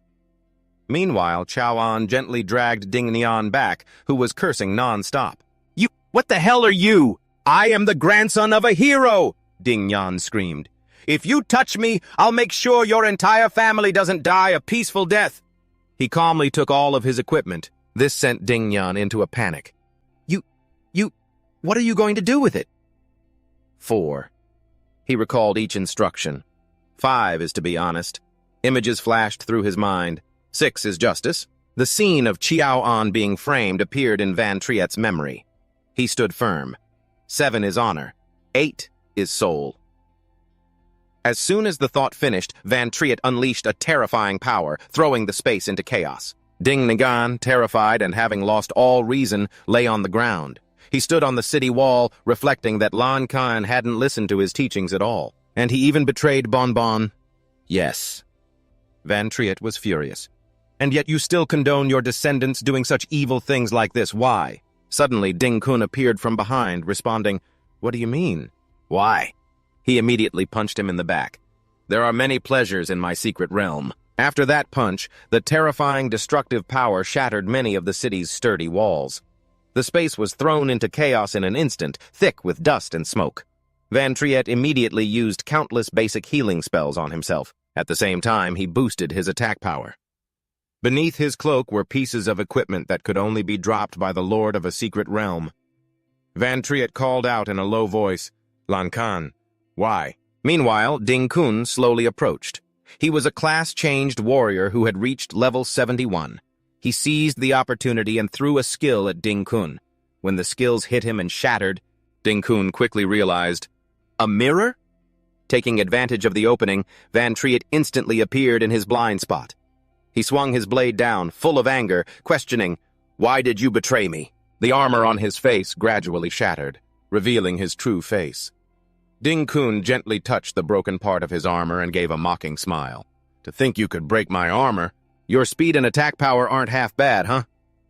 On the other side, as soon as Van Triet saw his opponent's face, his eyes flashed with fury. His body began to tremble. He spoke in a hoarse voice. Lan Kan, it's really you. Why did you betray me? Betrayal!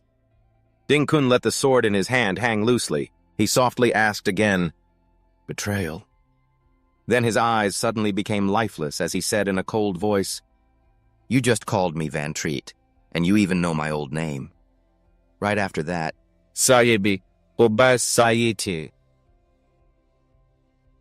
He grabbed his sword and lunged towards Van Triet, saying, Could it be that old geezer sent you? A single slash was unleashed, and the entire wall behind. Van Triet was sliced in two, but his body was nowhere to be seen. Seeing him suddenly disappear, he was also surprised and froze for a few seconds, sensing that he had circled behind him. His eyes turned cold again, his voice filled with contempt. Trying to pretend to be my master? How utterly disgusting! Van Triet angrily slashed straight at him, but he blocked it with his hand. He roared in anger. I asked you why you betrayed me, he answered with disdain. You're nothing but a tool. Why talk so much? Then he slammed a powerful blow into him, but he disappeared once again. Then he appeared beside him, while the aftershock of that attack also blew away all the surrounding walls. At this moment, a shadow with his exact appearance had appeared next to Van Triet. It was his skill, Sword Shield Absolute Domain. Van Triet asked, Where is he? The shadow charged towards Dingun, shouting, Lan Kan! Seeing the shadow about to rush him, Dingun parted his lips as if he wanted to say something. Then he lunged at the shadow, grabbing it by the neck and slamming it forcefully to the ground. He roared in anger, Bon Bon! How are you still alive? Tell me how you did it! Ignoring him, Van Triet's shadow used the skill Golden Light Barrier, creating a halo of light to envelop itself. Even so, Dingun still easily crushed the golden ring. After that, he became indifferent. So it's an undead spirit, huh? He raised his hand to block Van Triet, who was about to launch a sneak attack from behind, while saying contemptuously, Although it can be revived as many times as you want, it doesn't seem to have much intelligence.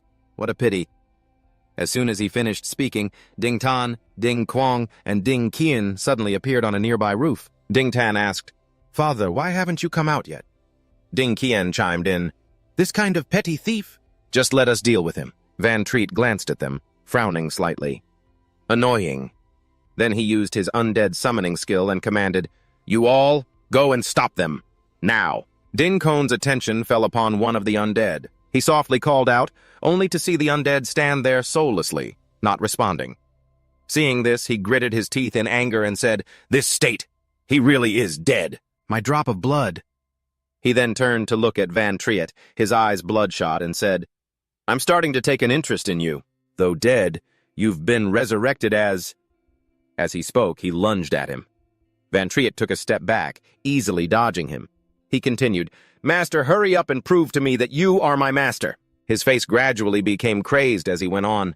You must be my beloved master. Seeing Dingun's condition, Van Triet's brow furrowed slightly. Ask whatever you want, I'll answer everything, but I have nothing to hide from you. In the beginning, even when you were locked in a cage, you still helped others, didn't you? With that, he raised his sword, his attribute points skyrocketing as he did. He swung a powerful blow towards Dingun. Van Triet roared in anger.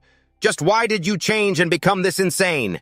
Dingun, now seemingly completely mad, laughed and replied, Isn't it all because of you, my dear master? Hearing this, Van Triet could no longer restrain himself. He questioned angrily, What kind of nonsense is that? Thanks to whom were you able to escape slavery? Thanks to whom were you able to become a proper class user? What did I teach you? Faced with his series of questions, Dingun suddenly burst out laughing and asked back, Why? He then lunged at Van Triet again, roaring, It's because you were too late to save me. He remembered his tragic past. Why did you make me endure so much suffering before coming to save me? His eyes grew redder with anger. Why is it that while we were both your disciples, the son of a knight got to live so comfortably? Everyone was so polite to him. Then he remembered his former teammate. Why that Q Bonbon, who never went through anything, get to be treated like that? Thinking about those things, he looked up to the sky and lamented, Why is he stronger than me at everything? From lament, he turned to madness. Why did you favor Q Bonbon? Is it because he was born cleaner than me? After his frenzy, he became suspicious again. Why did you make me change my class to Berserker? He looked at Van Triet, his eyes filled with killing intent, and asked, I was a coward, so I had to become a Berserker, is that it? Shouldn't I have become a swordsman for higher defense? Faced with Dinqua's question, Van Triet stood stunned for a moment at his current state. Then he replied, When did I ever show favoritism? Then he also got angry and said, Weren't you always trying your best, wanting to become braver and stronger? That's why I... Before he could finish, Dingun screamed, cutting him off. Isn't that because you liked him more? You loved that bonbon more! Dingun's voice began to tremble. But I clearly tried my best to be brave too. You were biased against me, weren't you? He clutched his head in anguish, looking at Van Triet with eyes full of killing intent, and continued, Deep down you just wished I had never been born, right? What's the point of pretending? Seeing Van Triet's expressionless face, he finally exploded completely. Compassion? Humility? To hell with the knight's virtues. His eyes were bloodshot as he looked at him and said, Did any of that help me live a better life? Wasn't your kindness just a product of your own power and status? I'm not like that fool Bonbon. Being fooled by you into being a complete idiot? What a waste of time and opportunities to level up just to run around saving people. Then he suddenly smiled, his voice softening. And you talk about betrayal? Then he looked up to the sky and screamed, If you could choose Bonbon, then of course I could choose someone else. Your good brother Laui could give me far greater status and power. After that, a mysterious aura began to emanate from his body. Look at what has become of Bonbon's descendants now, and look at what has become of mine. Then he smiled and said, They can only be servants under my Dean family. Thinking of Laui's statue now, he sneered at Van Triet and said, Just look at the state you're in now, and then go see what kind of status Laui has. Not noticing the aura beginning to radiate from Van Triet, he continued, Now who do you think made the right choice? He stood there silently, listening to him finish. Then he could no longer hold back and exploded, You goddamn wolf in sheep's clothing! With that, Van Triet charged towards Dingun with his sword. Thanks to his speed, Van Triet continuously flickered in and out of sight around Dingun, while he could do nothing. Then, after a lunge from Dingun, he successfully got behind him. A single slash to his back sent a piece of his armor flying, shattering it. Following that, he quickly slashed the rest of his armor to pieces. When he was done, Van Triet said softly, You really can't compare to Bonbon. He stared at him with furious eyes. He continued, You're not even worthy of touching his toe.